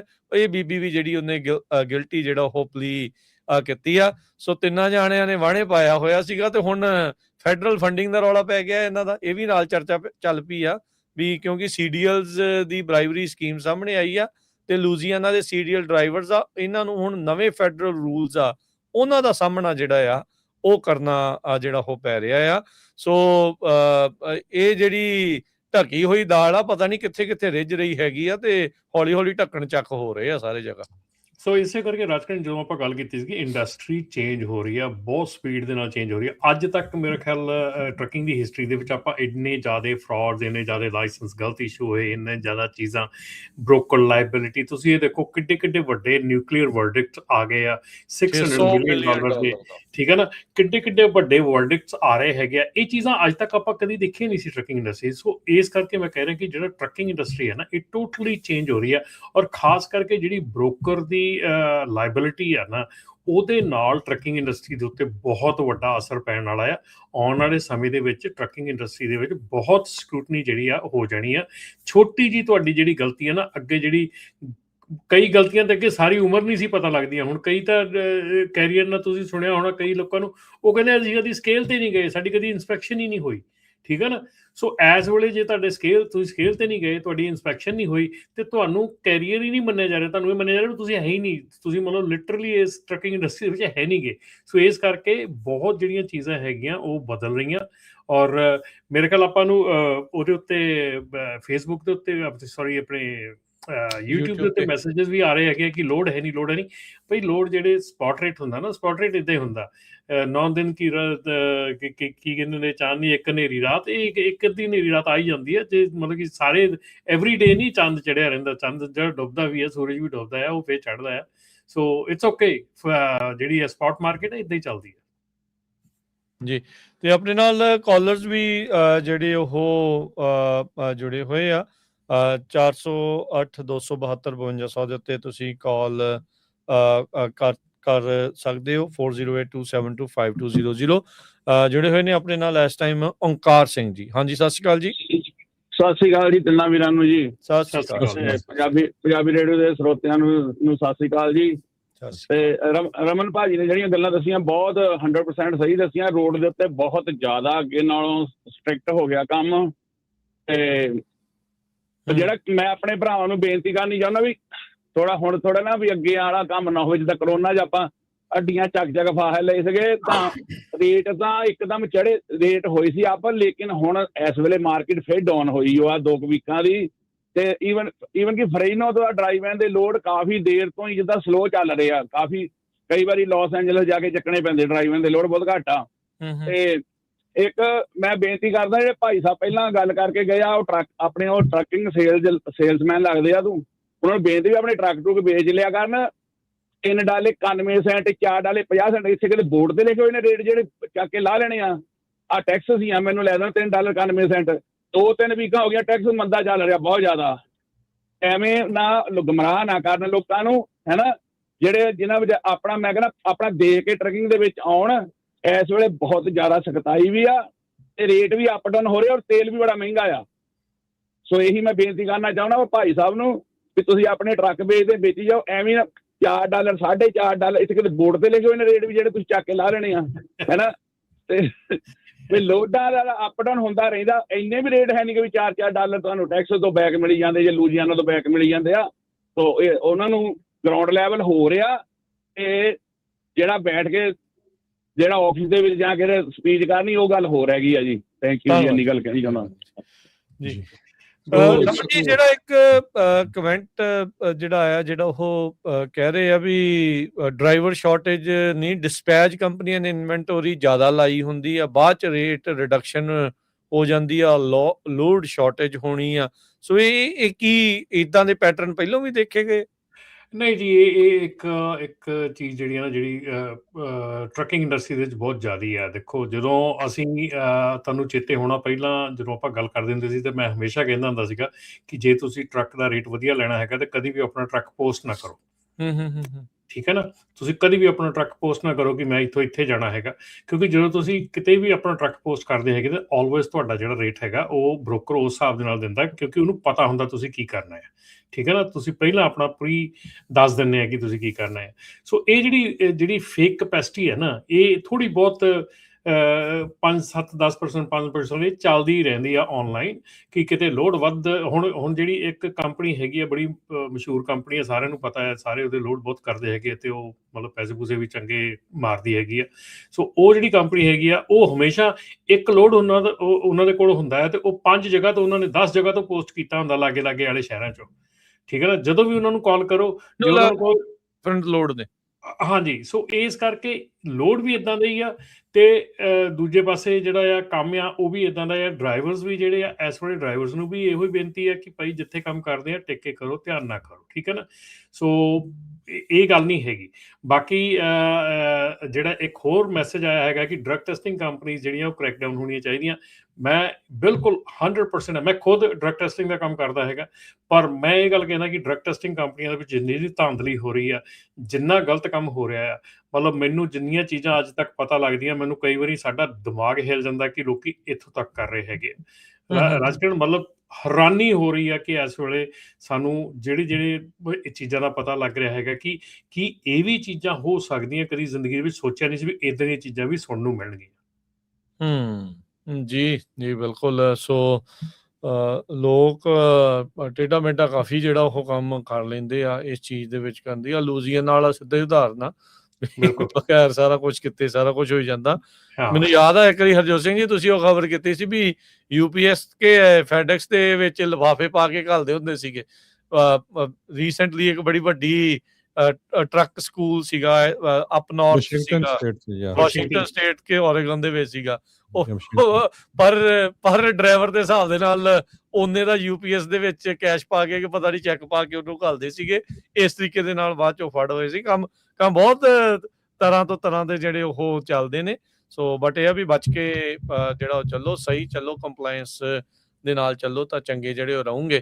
ਅੱਛਾ, ਹੁਣ ਸਟ੍ਰੈਟਜੀ ਰਮਨ ਜੀ ਕਿੱਦਾਂ ਜਿਹੜੀ ਉਹ ਹੋਣੀ ਚਾਹੀਦੀ ਹੈ, ਖਾਸ ਕਰਕੇ ਇਹ ਬਿਜ਼ਨਸ ਨੂੰ ਲੈ ਕੇ? ਹੁਣ ਜਿਹੜੀਆਂ ਕਰੋਨਾ ਦੇ ਵਿੱਚ ਜਿਹੜੀ ਐਕਸਪੈਂਸ਼ਨ ਵਿਦਆਊਟ ਐਨੀ ਪਲਾਨ ਜਿਹੜੀ ਜਦੋਂ ਲੋਕਾਂ ਨੇ ਜਿਹੜੀ ਉਹ ਕੀਤੀ ਆ, ਉਹਦੇ ਵਿੱਚ ਬਾਅਦ ਚ ਫਿਰ ਕਈ ਜਣਿਆਂ ਦੇ ਸਾਰੇ ਪੱਤੇ ਵੀ ਜਿਹੜੇ ਉਹ ਵਿਕ ਗਏ, ਉਹ ਸਿਚੁਏਸ਼ਨ ਵੀ ਬਣੀ। ਉਹ ਚੀਜ਼ ਨਾ ਹੋਵੇ ਹੁਣ ਉਸ ਚੀਜ਼ ਤੋਂ ਬਚਣ ਲਈ ਕੀ ਉਹਨਾਂ ਨੂੰ ਕਰਨਾ ਚਾਹੀਦਾ ਹੈ? ਪਹਿਲੀ ਗੱਲ ਤਾਂ ਰਾਜਕਰਨ ਕਿ ਕੋਈ ਵੀ ਅਨਐਕਸਪੈਕਟਡ ਤੁਹਾਨੂੰ ਕਿਤੇ ਲੋਡ ਮਿਲ ਜਾਂਦਾ ਹੈ, ਤੁਹਾਨੂੰ ਅਨਐਕਸਪੈਕਟਡ ਕੰਮ ਮਿਲ ਜਾਂਦਾ ਹੈ ਤੇ ਕਿਤੇ ਵੀ ਆ ਜਾਂਦਾ ਹੈ, ਠੀਕ ਹੈ ਨਾ। ਡੋਂਟ ਥਿੰਕ ਕਿ ਉਹ ਤੁਹਾਡਾ ਪਰਮਾਨੈਂਟ ਬਿਜ਼ਨਸ ਹੈ, ਤੁਹਾਡਾ ਪੱਕੇ ਲੋਡ ਆ। ਆਪਾਂ ਜਿੱਦਾਂ ਆਮ ਤੌਰ ਤੇ ਸੁਣਦੇ ਸਾਡੇ ਪੱਕੇ ਲੋਡ ਆ, ਠੀਕ ਹੈ ਨਾ। ਅੱਜ ਦੀ ਤਰੀਕ ਦੇ ਵਿੱਚ ਅੱਜ ਦੇ ਵੱਡੇ ਕੈਰੀਅਰਸ ਵੀ ਆ, ਉਹਨਾਂ ਦੇ ਵੀ ਕੋਈ ਪੱਕੇ ਲੋਡ ਨਹੀਂ ਹੈਗੇ, ਠੀਕ ਆ। ਕਾਂਟਰੈਕਟਡ ਲੋਡ ਆ, ਤੁਹਾਡੇ ਕੋਲ ਕਾਂਟਰੈਕਟ ਹੈਗਾ 6 ਮਹੀਨੇ ਦਾ ਹੈਗਾ, ਸਾਲ ਦਾ ਹੈਗਾ, ਦੈਟਸ ਇਟ। ਉਹ ਤੋਂ ਬਾਅਦ ਚ ਤੁਹਾਡੀਆਂ ਟਰੱਕ ਦੀਆਂ ਪੇਮੈਂਟਾਂ 5 ਸਾਲ ਦੀਆਂ। ਤੁਹਾਡੇ ਕੋਲ ਕੋਈ ਵੀ ਲੋਡ, ਚਾਹੇ ਜਿੱਡੀ ਵੱਡੀ ਮਰਜ਼ੀ ਕੰਪਨੀ ਆ, ਕੋਈ ਇਹ ਗਾਰੰਟੀ ਨਹੀਂ ਕਰ ਸਕਦੀ ਮੇਰੇ ਤੋਂ 1 ਸਾਲ ਤੋਂ ਵੱਧ ਮੇਰੇ ਕੋਲ ਲੋਡ ਹੈਗੀ। 1 ਸਾਲ ਦਾ ਤੁਹਾਡਾ ਕਾਂਟਰੈਕਟ ਹੁੰਦਾ, 1 ਸਾਲ ਤੋਂ ਬਾਅਦ ਬਿਡਿੰਗ ਦੁਬਾਰਾ ਹੁੰਦੀ ਹੈ, ਸਾਰਾ ਕੁਝ ਦੁਬਾਰਾ ਹੁੰਦਾ ਹੈ। ਹੁਣ ਅੱਜ ਦੀ ਤਰੀਕ ਦੇ ਵਿੱਚ ਜਿਹੜੀ ਇੱਕ ਤਾਂ ਇਹ ਚੀਜ਼ ਆ ਕਿ ਅਨਐਕਸਪੈਕਟਡ ਤੁਹਾਡੇ ਕੋਲ ਕੋਈ ਕੰਮ ਆ ਗਿਆ, ਤੁਸੀਂ ਇਹ ਸੋਚ ਕੇ ਦੇਖੋ ਕਿ ਤੁਹਾਡੇ ਕੋਲ ਜੇ ਵੀਕ ਦੇ ਅੱਜ ਤੁਹਾਨੂੰ ਕਿਤੇ ਬ੍ਰੋਕਰ ਨੇ ਕਾਲ ਕਰ ਲਈ, ਸ਼ਿਪਰ ਨੇ ਕਾਲ ਕਰ ਲਈ, ਤੁਹਾਨੂੰ 10 ਲੋਡ ਦਿਹਾੜੀ ਦੇ ਦੇਣੇ ਸ਼ੁਰੂ ਕਰਤੇ। ਜੇ ਤੁਹਾਨੂੰ ਉਹ 10 ਲੋਡ ਦੇਣੇ ਸ਼ੁਰੂ ਕੀਤੇ, ਉਹ 10 ਲੋਡ ਕਿਸੇ ਦੇ ਘਟੇ ਵੀ ਆ, 10 ਲੋਡ ਕਿਸੇ ਦੇ ਗਏ ਵੀ ਆ। ਇਸੇ ਤੁਹਾਡੇ ਮਤਲਬ ਇਹ ਨਹੀਂ ਉਹ ਲੋਡ ਨਵੇਂ ਬੋਰ ਨਹੀਂ ਹੋਏ, ਉਹ ਲੋਡ ਕਿਤੇ ਕਿਸੇ ਦੇ ਘਟ ਕੇ ਆਏ ਆ ਤੁਹਾਡੇ ਕੋਲ, ਠੀਕ ਹੈ ਨਾ। ਇਦਾਂ ਹੀ ਕੱਲ ਨੂੰ ਤੁਹਾਡੇ ਕੋਲੋਂ ਘਟ ਕੇ ਕਿਸੇ ਹੋਰ ਦੇ ਚਲੇ ਜਾਣੇ, ਐਗਜ਼ੈਕਟਲੀ, ਠੀਕ ਹੈ ਨਾ। ਸੋ ਇੱਕ ਚੀਜ਼ ਇਹ ਆ ਕਿ ਤੁਹਾਨੂੰ ਅਨਐਕਸਪੈਕਟਡ ਕੋਈ ਲੋਡ ਮਿਲ ਜਾਂਦੇ ਆ, ਤੁਹਾਨੂੰ ਵੱਡਾ ਅਕਾਊਂਟ ਮਿਲ ਜਾਂਦਾ, ਉਹਦੇ ਬੇਸਿਸ ਦੇ ਉੱਤੇ ਕਦੀ ਟਰੱਕ ਨਾ ਲਾਓ, ਕਿਉਂਕਿ ਉਹ ਅਕਾਊਂਟ ਤੇ ਸਿਰਫ 6 ਮਹੀਨੇ ਜਾਂ ਸਾਲ ਦਾ, ਟਰੱਕ ਦੀਆਂ ਪੇਮੈਂਟਾਂ 5 ਸਾਲ ਦੀਆਂ, ਠੀਕ ਹੈ। ਦੂਸਰੀ ਚੀਜ਼ ਹੈ ਕਿ ਅੱਜ ਦੀ ਤਰੀਕ ਦੇ ਵਿੱਚ ਸਿਰਫ ਔਨ ਟਾਈਮ ਡਿਲੀਵਰੀ ਹੀ ਤੁਹਾਡੀ ਕੰਪਨੀ ਦਾ ਰੈਕਡ ਨਹੀਂਗਾ ਕਿ ਤੁਸੀਂ ਐਵਰੀਥਿੰਗ ਔਨ ਟਾਈਮ ਕਰ ਰਹੇ ਹੋ, ਐਵਰੀਥਿੰਗ ਆ ਤੁਹਾਡਾ। ਮੈਂ ਜਿੱਦਾਂ ਪਹਿਲਾਂ ਵੀ ਦੱਸਿਆ ਕਿ ਤੁਹਾਡੀ ਇੱਕ ਚੀਜ਼ ਜਿਹੜੀ ਆ ਉਹ ਕਿੰਨੀ ਕੁ ਚੰਗੀ ਤਰ੍ਹਾਂ ਆਰਗੇਨਾਈਜ਼ ਕਰਕੇ ਰੱਖੀ ਹੋਈ ਆ, ਕਿੰਨੇ ਕੁ ਚੰਗੇ ਤਰੀਕੇ ਦੇ ਨਾਲ ਉਹਨੂੰ ਤੁਸੀਂ ਮੈਨੇਜ ਕੀਤਾ ਹੋਇਆ, ਕਿੰਨੇ ਕੁ ਕੁਇਕ ਟਾਈਮ ਦੇ ਵਿੱਚ ਉਹ ਤੁਸੀਂ ਲਾਅ ਐਨਫੋਰਸਮੈਂਟ ਨੂੰ ਪ੍ਰੋਡਿਊਸ ਕਰ ਸਕਦੇ ਆ ਚੀਜ਼ਾਂ ਜਿਹੜੀਆਂ ਉਹ ਮੰਗੀਆਂ। ਉਹ ਤੁਹਾਡੀ ਕੰਪਲਾਇੰਸ ਦਾ ਜਿਹੜਾ ਹਿੱਸਾ ਆ ਉਹ ਸਟਰੋਂਗੈਸਟ ਹੋਣਾ ਚਾਹੀਦਾ। ਮੇਰੇ ਖਿਆਲ ਇਸ ਵੇਲੇ ਰਾਜਕਰਨ, ਮੈਂ ਜੇ ਸਹੀ ਗੱਲ ਕਹਾਂ ਨਾ, ਜੇ ਮੇਰੀ ਐਡਵਾਈਸ ਕੋਈ ਲੈਣੀ ਚਾਹੁੰਦਾ ਤੇ ਮੈਂ ਇਹ ਕਹੂੰਗਾ, ਐਕਸਪੈਂਡ ਕਰਨ ਦੀ ਬਜਾਏ ਆਪਣੀ ਕੰਪਨੀ ਨੂੰ ਸਟਰੋਂਗ ਕਰੋ, ਜਿਹੜੇ ਬੇਸਿਸ ਆ ਉਹ ਸਟਰੋਂਗ ਕਰੋ, ਕੰਪਲਾਇੰਸ ਸਟਰੋਂਗ ਕਰੋ। ਇਲੈਕਟ੍ਰੋਨਿਕ ਜਿੰਨਾ ਯੂਸੇਜ ਇਸ ਵੇਲੇ ਤੁਹਾਡੇ ਕੋਲ ਅਵੇਲੇਬਲ ਆ, ਤੁਹਾਡੇ ਕੋਲ ਇੰਨਾ ਡਾਟਾ ਅਵੇਲੇਬਲ ਆ, ਤੁਹਾਡੇ ਕੋਲ ਇੱਕ ਚੀਜ਼ ਜਿਹੜੀ ਆ ਕੰਪਨੀ ਦੀ, ਤੁਸੀਂ ਜੇ ਅੱਜ ਜ਼ਿਆਦਾ ਪੈਸੇ ਬਣਾ ਰਹੇ ਆ ਨਾ, try to invest back into your company, try to invest back into your drivers ਨੂੰ ਵੀ ਇਹ ਸਮਝਣਾ ਚਾਹੀਦਾ, ਸੋਚਣਾ ਚਾਹੀਦਾ ਕਿ ਡਰਾਈਵਰਸ ਜਿਹੜੇ ਆ ਕੋਰਸਿਸ ਕਰੋ ਆਪਣੇ, ਕਿਉਂਕਿ ਹੁਣ ਉਹ ਸਮਾਂ ਨਹੀਂ ਰਹਿ ਗਿਆ ਪੁਰਾਣਾ ਪਿਛਲਾ ਵੀ ਆਪਾਂ ਚੱਲ ਰਹੇ ਸੀਗੇ 20 ਸਾਲ 30 ਸਾਲ ਹੋ ਚੱਲੇ ਸੀ, ਕੰਮ ਕਰੀ ਜਾਂਦੇ ਸੀ, ਉਦਾਂ ਹੀ ਲੋਡ ਚੱਕੀ ਜਾਂਦੇ ਸੀ, ਤੁਰੇ ਜਾਂਦੇ ਸੀਗੇ। ਉਹ ਸਮਾਂ ਜਿਹੜਾ ਹੁਣ ਨਹੀਂ ਰਹਿ ਗਿਆ। ਸੋ ਇਸ ਕਰਕੇ ਤੁਹਾਨੂੰ ਆਪਣੇ ਆਪ ਨੂੰ ਬਦਲਣਾ ਪੈਣਾ ਔਰ ਬਹੁਤ ਜ਼ਿਆਦਾ ਬਦਲਣਾ ਪੈਣਾ ਜੀ। Thank you. ਆਪਣੇ ਅਗਲੇ ਜਿਹੜੇ ਕਾਲਰ ਨੇ ਜਗਰੂਪ ਜੀ, ਸਤਿ ਸ਼੍ਰੀ ਅਕਾਲ ਜੀ। ਹਾਂਜੀ, ਸਤਿ ਸ਼੍ਰੀ ਅਕਾਲ ਜੀ ਤਿੰਨਾਂ ਵੀਰਾਂ ਨੂੰ, ਸੁਣਨ ਵਾਲੇ ਸਰੋਤਿਆਂ ਨੂੰ ਵੀ ਜੀ ਸਤਿ ਸ਼੍ਰੀ ਅਕਾਲ। ਬਹੁਤ ਮਿਹਰਬਾਨੀ ਜੀ, ਸਮਾਂ ਕੱਢਿਆ ਤੁਸੀਂ ਟਰੈਕਿੰਗ ਲਈ। ਅੱਛਾ, ਬੇਨਤੀ ਹੈ ਜੀ ਰਮਨ ਭਾਜੀ, 2 ਸਵਾਲ ਨੇ ਤੁਹਾਨੂੰ ਜੀ। ਇੱਕ ਤਾਂ ਦੱਸਿਓ ਵੀ ਬ੍ਰੋਕਰੇਜ ਜਿਹੜੇ ਹੈਗੇ ਆ ਹੁਣ ਜਿਹੜੀ ਕਾਰਗੋ ਲਾਇਬਿਲਿਟੀ ਆ, ਉਹ ਉਹਨਾਂ ਨੇ ਕੋਈ ਪ੍ਰਾਈਸ ਵਧਾਇਆ, ਜਿਵੇਂ ਪਹਿਲਾਂ 100,000 ਸੀ ਜਾਂ 200,000 ਜਾਂ ਕੁਛ ਉਹਨੂੰ ਅਪ ਕੀਤਾ ਹੈਗਾ ਉਹਨਾਂ ਨੇ? ਇਹਦੇ ਬਾਰੇ ਕੋਈ ਤੁਹਾਡੇ ਕੋਲ ਹੈਗੀ ਹੈ ਜੀ ਜਾਣਕਾਰੀ? ਨਹੀਂ ਜੀ, ਅਜੇ ਕੋਈ ਜਿਹੜਾ ਲੀਗਲੀ ਜਿਹੜਾ ਹੈਗਾ ਉਹ ਨਹੀਂ ਹੈਗਾ। ਜੇ ਕੋਈ ਬ੍ਰੋਕਰ ਵਧਾ ਕੇ ਤੁਹਾਨੂੰ ਦੇ ਰਿਹਾ ਹੈਗਾ ਤੇ ਉਹਦੇ ਲੋਡ ਦੀ ਉਹ ਵੈਲਿਊ ਦੇ ਉੱਤੇ ਹੋਊਗਾ ਜੇ ਉਹ ਰਿਕੁਆਇਰ ਵਧਾ ਕਰ ਕੇ ਰਿਹਾ। ਮੀਨਸ ਇੰਸ਼ੋਰੈਂਸ ਰਿਕੁਆਇਰਮੈਂਟ ਹੈਗੀ ਆ ਕਿ ਤੁਸੀਂ ਕਾਰਗੋ ਆ ਜਿਹੜੀ 2 ਲੱਖ ਦੀ ਘੱਟੋ ਘੱਟ ਦਵੋ, ਇਦਾਂ ਦੀ ਤਾਂ ਨਹੀਂ ਕੋਈ ਆਈ? ਨਹੀਂ, ਅਜੇ ਨਹੀਂ, ਇੱਦਾਂ ਨਹੀਂ ਕੋਈ। ਉਹ ਫਿਰ ਅਗੇਨ ਮੈਂ ਕਹਿਣਾ ਕਿ ਇੱਦਾਂ ਦੀ ਕੋਈ ਚੀਜ਼, ਇੱਦਾਂ ਦੀ ਕੋਈ ਰਿਕੁਆਇਰਮੈਂਟ ਆਈ ਨਹੀਂ ਹੈਗੀ, ਪਰ ਇੰਡੀਵਿਜੂਅਲ ਬ੍ਰੋਕਰ ਦੀ ਰਿਕੁਆਇਰਮੈਂਟ ਹੋ ਸਕਦੀ ਹੈ ਕਿ ਉਹ ਕਿਸੇ ਲੋਡ ਦੇ ਲਈ ਇੱਦਾਂ ਕਰਦੇ। ਠੀਕ ਹੈ ਜੀ, ਧੰਨਵਾਦ ਜੀ। ਥੈਂਕ ਅੱਛਾ, ਦੂਜੀ ਬੇਨਤੀ ਦੱਸਿਓ ਜੀ ਵੀ ਜਿਵੇਂ ਹੁਣ ਆਪਾਂ ਅੱਗੇ ਵੀ ਇਸ ਵਿਸ਼ੇ ਤੇ ਮੈਂ ਕਈ ਮਹੀਨੇ ਪਹਿਲਾਂ ਵੀ ਤੁਹਾਡੇ ਨਾਲ ਗੱਲਬਾਤ ਹੋਈ ਸੀ, ਇਹਦੇ ਤੇ ਕੋਈ ਦੁਬਾਰਾ ਕੋਈ ਅਪਡੇਟ ਆਈ ਹੈ? ਕਿਉਂਕਿ ਜਿੰਨੀਆਂ ਵੀ ਇੰਸ਼ੋਰੈਂਸ ਕੰਪਨੀਆਂ ਜਦੋਂ ਆਪਾਂ ਇੰਸ਼ੋਰੈਂਸ ਰਿਨਿਊ ਕਰਵਾਉਂਦੇ ਆ, ਉਹ ਤੁਹਾਡੇ ਤੋਂ ਮੰਗਦੇ ਆ ਕਿ ਤੁਹਾਡੀ ਸਾਲ ਦੇ ਵਿੱਚ ਜਾਂ ਪਿਛਲੇ 2 ਸਾਲ ਦੇ ਵਿੱਚ ਤੁਹਾਡੀ ਟਰੱਕ ਦੀ ਇੰਸਪੈਕਸ਼ਨ ਪਾਸ ਹੋਈ ਹੋਵੇ। ਹੁਣ ਪਹਿਲਾਂ ਤਾਂ ਆਪਣੇ ਇੱਥੇ ਫਰੀਜ਼ਨੋ 'ਚ ਵੀ ਸੀ, ਬਾਕੀ ਸ਼ਹਿਰਾਂ ਦੇ ਵਿੱਚ ਵੀ ਹੋਣੇ ਆ, ਤੇ ਆਪਾਂ ਜਾਂਦੇ ਸੀਗੇ ਵਲੰਟੀਅਰਲੀ, ਉਹ ਕਰਦੇ ਸੀਗੇ। ਆਪਾਂ ਇੱਕ ਦਿਨ ਪਹਿਲਾਂ 2 ਹੁੰਦੇ ਸੀ, ਫਿਰ 1 ਹੋ ਗਿਆ। ਹੁਣ ਸਾਰੇ ਤਕਰੀਬਨ ਬੰਦ ਹੋ ਗਈ, ਵਲੰਟੀਅਰਲੀ ਉਹ ਕਰਦੇ ਨਹੀਂ ਹੈਗੇ ਇੰਸਪੈਕਸ਼ਨ ਟਰੱਕਾਂ ਦੀ। ਜਦੋਂ ਸਕੇਲ ਤੇ ਅਸੀਂ ਆਪਣੀ ਮਰਜ਼ੀ ਨਾਲ ਟਰੱਕ ਨਹੀਂ ਲਿਜਾ ਸਕਦੇ, ਉੱਥੋਂ ਮੋੜ ਦਿੰਦੇ ਆ, ਤੇ ਜਦੋਂ ਉਹ ਕੱਢਦੇ ਆ ਤਕਰੀਬਨ 99% ਚਾਂਸਸ ਹੁੰਦੇ ਆ ਕਿ ਮਾੜੀ ਮੋਟੀ ਕਿਤੇ ਨਾ ਕਿਤੇ ਕੋਈ ਮਾਈਨਰ ਜੀ ਪ੍ਰੋਬਲਮ ਨਿਕਲ ਆਵੇ ਟਰੱਕ 'ਚ। ਕਦੇ ਕੋਈ 에ਅਰ ਹੋਜ਼ ਮਾੜੀ ਟੱਚ ਹੋਈ ਵੀ ਹੈ, ਕਦੇ ਕੋਈ ਰੱਬ ਹੋਈ ਆ, ਕੋਈ ਲੀਕ ਹੈ, ਜਾਂ ਲੱਕਲੀ ਹੁੰਦਾ ਕਿ ਜੇ ਤੁਸੀਂ ਲੱਕੀ ਹੋ ਕਿ ਤੁਹਾਡਾ ਸਟਿੱਕਰ ਲੱਗ ਜਾਵੇ, ਨਹੀਂ ਲੱਗਦਾ ਨਹੀਂ। ਫਿਰ ਇਹਨਾਂ ਚੀਜ਼ਾਂ ਦਾ ਹੱਲ ਇੱਕ ਆਮ ਟਰੱਕਰ, ਛੋਟੀ ਕੰਪਨੀ ਜਾਂ ਕੋਈ ਓਨਰ ਆਪਰੇਟਰ ਆ, ਜਿਹਨੂੰ ਜਿਹੜਾ ਸੀ ਚਲਾਉਂਦਾ, ਉਹਨੂੰ 2 ਸਾਲ ਨਹੀਂ ਸਕੇਲ ਤੇ ਕੱਢਦੇ, ਫਿਰ ਉਹ ਸਟਿੱਕਰ ਕਿੱਦਾਂ ਲਵਾਊ? ਉਹ ਕਿੱਦਾਂ ਇਹ ਚੀਜ਼ਾਂ ਆਪਣੀਆਂ ਜਿਹੜੀਆਂ ਆਪਣਾ ਸਕੋਰ ਅਪ ਕਰੂਗਾ? ਇਹਨਾਂ ਦਾ ਕੀ ਹੱਲ ਹੋਊਗਾ ਜੀ ਫਿਊਚਰ 'ਚ, ਕੀ ਸੋਚਦੇ ਹੋ? ਇਹ ਬਹੁਤ ਵਾਰੀ ਆਪਣਾ ਭਾਜੀ ਮੈਂ ਸਵਾਲ ਜਿਹੜਾ ਆ ਪੁੱਛਿਆ ਹੈਗਾ, ਬਹੁਤ ਵਾਰੀ ਮੇਰੀ ਗੱਲ ਹੋਈ ਆ, CHP ਨਾਲ ਵੀ ਹੋਈ ਆ, ਦੂਜੇ ਲਾਅ ਇਨਫੋਰਸਮੈਂਟ ਨਾਲ ਵੀ ਹੁੰਦੀ ਆ। ਮੋਸਟਲੀ ਜਿਹੜਾ ਜਵਾਬ ਹੁੰਦਾ ਉਹ ਯੂਨੈਨਿਮਸ ਹੈਗਾ ਕਿ ਵੋਲੰਟਰੀ ਇੰਸਪੈਕਸ਼ਨ ਅਸੀਂ ਨਹੀਂ ਕਰਦੇ ਹੈਗੇ।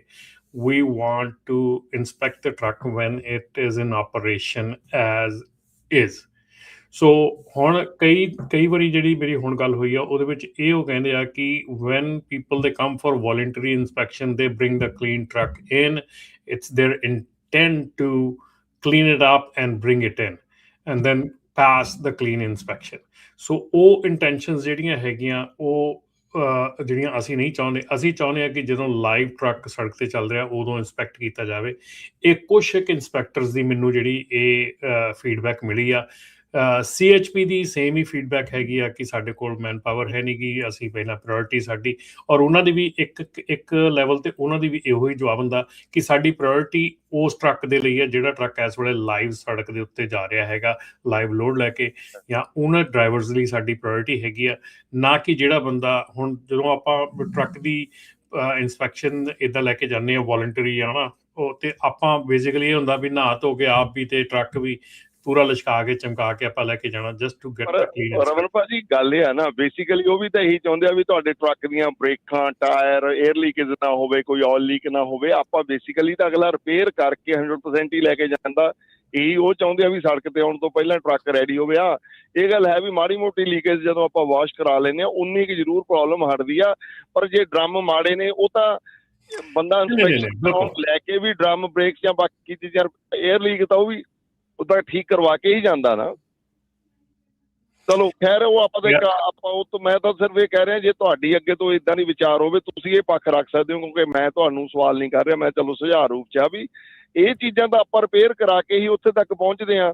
ਇੱਕ ਹੋਰ ਚਲੋ ਮੰਨਿਆ ਵਲੰਟਰੀ ਤੌਰ ਤੇ ਉਹਨਾਂ ਨੇ ਨਹੀਂ ਕਰਨੀ, ਕੀ ਤੁਹਾਨੂੰ ਲੱਗਦਾ ਨਹੀਂ ਵੀ ਜੇ ਇਹਦੇ $50 ਪਰ ਇੰਸਪੈਕਸ਼ਨ ਉਹ ਚਾਰਜ ਵੀ, ਕਿਉਂਕਿ ਸਾਡੀਆਂ ਇੰਸ਼ੋਰੈਂਸਾਂ ਬਹੁਤ ਅੱਪ ਜਾਂਦੀਆਂ, ਇੰਸ਼ੋਰੈਂਸ ਵਾਲੇ ਕਹਿੰਦੇ ਆ ਜੀ ਪੂਰਾ 2 ਸਾਲ ਤੋਂ ਤੁਹਾਡੇ ਇਸ ਟਰੱਕ ਦੀ ਇੰਸਪੈਕਸ਼ਨ ਹੀ ਨਹੀਂ ਹੋਈ, ਜਾਂ ਕਈ ਵਾਰ ਇਸ਼ੂ ਬਣਦੇ ਆ। ਸੋ ਹਰਜੋਤ ਭਾਜੀ ਵੀ ਇਸ ਲਾਈਨ 'ਚ ਇੰਸ਼ੋਰੈਂਸ 'ਚ ਇਹ ਵੀ ਕੁਝ ਸੁਝਾਅ ਦੇ ਸਕਦੇ ਆ ਵੀ ਕੀ ਹੱਲ ਹੋ ਸਕਦਾ ਇਹਨਾਂ ਮਸਲਿਆਂ ਦਾ? ਜੀ ਬਿਲਕੁਲ। ਇਹ ਜੇ ਦੇਖੋ ਇਹ ਜਿਹੜੀ ਚੀਜ਼ ਹੈਗੀ ਹੈ ਨਾ, ਇਹਦੇ ਉੱਤੇ ਡੈਫੀਨੇਟਲੀ ਮੇਰੇ ਖਿਆਲ ਜਿੰਨੀ ਵਾਰੀ ਵੀ ਮੇਰੀ ਮੁਲਾਕਾਤ ਹੋਈ ਹੈ, ਚਾਹੇ DOT ਨਾਲ ਹੋਈ ਆ, ਚਾਹੇ ਸਾਡੀ local law enforcement, local state agencies ਨਾਲ ਹੋਈ ਆ, ਉਦੋਂ ਇਹ ਗੱਲ ਜ਼ਰੂਰ ਹੁੰਦੀ ਆ ਕਿ ਇੰਸਪੈਕਸ਼ਨ ਜਿਹੜੀ ਆ ਰਿਕੁਆਇਰ ਕੀਤੀ ਜਾਂਦੀ ਆ ਬ੍ਰੋਕਰ ਵੱਲੋਂ ਵੀ, ਇੰਸ਼ੋਰੈਂਸ ਕੰਪਨੀਆਂ ਵੱਲੋਂ ਵੀ, ਪਰ ਇੰਸਪੈਕਸ਼ਨ ਕਈ ਵਾਰੀ ਹੁੰਦੀ ਨਹੀਂ, ਬਿਲਕੁਲ ਨਹੀਂ ਹੁੰਦੀ ਹੈਗੀ। ਸੋ ਉਹਦੇ ਲਈ ਅਗੇਨ ਇਹ ਔਨ ਗੋਇੰਗ ਕਾਨਸਟੈਂਟ ਪ੍ਰੋਬਲਮ ਵੀ ਹੈਗੀ ਆ ਤੇ ਇਸ਼ੂਜ਼ ਵੀ ਹੈਗੇ ਆ। ਮੇਰੇ ਖਿਆਲ ਕਈ ਕਮੈਂਟਸ ਵੀ ਆਪਣੇ ਉੱਤੇ ਆ ਰਹੇ ਹੈਗੇ ਕਿ ਇੱਕ ਵਾਰੀ i5 ਤੇ ਰਨ ਕਰਕੇ ਦੇਖੋ, 2 ਗੇੜੇ ਲਾਓ, ਤੁਹਾਡੀ ਇਨਸਪੈਕਸ਼ਨਾਂ 2 ਤਾਂ ਹੋ ਹੀ ਜਾਣੀਆਂ ਪੱਕੀਆਂ। ਸੋ ਹੁਣ i5 ਤੇ ਹੀ ਜਾਣਾ ਪਊ ਸਾਹਿਬ ਨੂੰ। ਠੀਕ ਹੈ ਜੀ। ਹੁਣ ਤੱਕ ਧੱਕੇ ਦੇ ਨਾਲ ਹੀ ਰੂਟ ਬਦਲਣਾ ਪਊ। ਨਹੀਂ, ਇਹ ਤਾਂ ਗੱਲ ਪੱਕੀ ਆ ਭਾਜੀ। ਮੈਂ ਵੀ ਜਦੋਂ i5 ਤੇ ਜਾਂਦਾ ਇਨਸਪੈਕਸ਼ਨ ਦਾ ਜਿੱਦਾਂ ਮਤਲਬ ਕਿ ਤੁਹਾਨੂੰ ਹੁੰਦਾ ਵੀ ਹਰ ਦੂਜੇ ਤੀਜੇ ਗੇੜੇ ਤੁਹਾਡੀ ਇਨਸਪੈਕਸ਼ਨ ਹੋ ਹੀ ਲੈ, ਬਸ ਇਹ ਕੰਮ ਚੱਲਦਾ ਰਹਿੰਦਾ। ਸੋ ਐਨੀਵੇ ਠੀਕ ਲਿਖਿਆ ਜੀ, ਚਲੋ ਉਧਰ ਜ਼ਿਆਦਾ ਹੁੰਦੀ ਹੈ। ਚਲੋ ਹਾਂਜੀ, ਪਰ ਆਪ ਜੀ ਕਰਿਓ ਕੰਟੀਨਿਊ। ਹਾਂਜੀ, ਨਹੀਂ ਪਰ ਆਪਣੇ ਵੱਲੋਂ ਆਪਾਂ ਪੂਰੀ ਕੋਸ਼ਿਸ਼ ਕਰਾਂਗੇ ਵੀ ਜਦੋਂ ਵੀ ਆਪਣੀ ਲਾਅ ਐਨਫੋਰਸਮੈਂਟ ਨਾਲ ਜਾਂ ਕਿਸੇ ਵੀ ਏਜੰਸੀ ਨਾਲ ਮੀਟਿੰਗ ਹੁੰਦੀ ਹੈ, ਇਸ ਚੀਜ਼ ਦੇ ਉੱਤੇ ਆਪਾਂ ਡੈਫੀਨੇਟਲੀ ਪਹਿਲਾਂ ਵੀ ਗੱਲ ਕਰਦੇ ਰਹਿੰਦੇ ਤੇ ਹੁਣ ਵੀ ਕਰਾਂਗੇ। ਹਾਂ, ਥੋੜਾ ਜਿਹਾ ਇਹਦੇ ਤੇ ਪੱਖ ਰੱਖਿਓ, ਕਿਉਂਕਿ ਸਾਰੇ ਬੰਦੇ i5 ਤੇ ਨਹੀਂ ਚੱਲ ਸਕਦੇ, ਸਭ ਦੀਆਂ ਮੁਸ਼ਕਲਾਂ ਆਪੋ ਆਪਣੀਆਂ ਨੇ।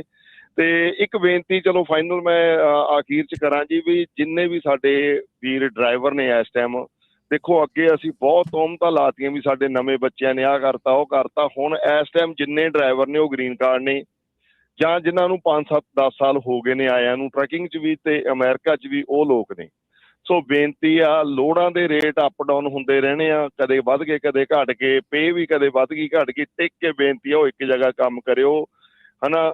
ਬਾਂਦਰ ਟਬੂਸੀਆਂ ਮਾਰਨੀਆਂ ਛੱਡ ਦਿਓ ਵੀ ਉਹਨੇ 5 ਸੈਂਟ ਵਧਾਤੇ ਜੀ, ਮੈਂ ਸਿਟੀਜ਼ਨ ਆ, ਉਹਨੇ ਕਰਤੇ। ਕਿਰਪਾ ਕਰਕੇ ਇਮਾਨਦਾਰੀ ਨਾਲ ਟਿਕੇ ਰਹੋ। ਜਿਹੜਾ ਤੁਹਾਨੂੰ 5 ਸੈਂਟ ਵਧਾ ਕੇ ਲੈ ਕੇ ਜਾਊ ਉਹ ਪੇ ਨਹੀਂ ਕਰਦਾ। ਮੇਰੇ ਤਜਰਬੇ ਕੱਢੇ ਹੋਏ ਨੇ, ਮੁੜ ਕੇ ਮੈਂ ਡਰਾਈਵਰ ਉਹ ਪਿੱਟਦੇ ਦੇਖਿਆ ਜੀ, ਸਾਨੂੰ ਵਿੱਚ ਪਾਓ ਤੁਸੀਂ, ਸਾਡੇ ਜੀ ਇੰਨੇ ਗੇੜਿਆਂ ਦੀ ਤਨਖਾਹ ਮਾਰ ਲਈ, ਅਸੀਂ ਕਿਹੜੀ ਕੋਰਟ 'ਚ ਜਾਈਏ। ਪੈਣਾ ਤੁਹਾਨੂੰ ਉਹੀ ਕੁਛ ਪੱਲੇ ਆ ਜਿਹੜਾ ਤੁਹਾਨੂੰ ਇਮਾਨਦਾਰੀ ਨਾਲ ਕਰਦਾ, ਕਿਉਂਕਿ ਜਿਹੜੀ ਕੰਪਨੀ ਲੀਗਲ ਪੇ ਕਰਦੀ ਆ ਉਹ W2 ਤੇ ਕੰਮ ਕਰਕੇ ਕੋਈ ਰਾਜੀ ਨਹੀਂ ਹੈਗਾ। W2 ਜਾਂ ਬਾਕੀ ਚੀਜ਼ਾਂ ਜਿੰਨੀਆਂ ਹੁਣ ਰਮਨ ਭਾਜੀ ਇੱਕ ਕੰਪਨੀ ਦੀ ਰਿਕੁਆਇਰਮੈਂਟ ਦੱਸਦੇ ਆ, ਉਹ ਪੂਰੀ ਕਰਦੇ ਆ, ਉਹ ਉਸ ਲੈਵਲ ਤੱਕ ਪੇ ਹੀ ਨਹੀਂ ਕਰ ਸਕਦਾ ਜਿਹੜਾ ਕਿ ਇੱਕ ਕੰਪਨੀ ਕੁਛ ਵੀ ਨਹੀਂ ਕਰ ਰਹੀ ਆਪਣੀ ਟਰੱਕਿੰਗ ਲਈ, ਹਨਾ, ਆਪਣੀ ਕੰਪਨੀ ਲਈ।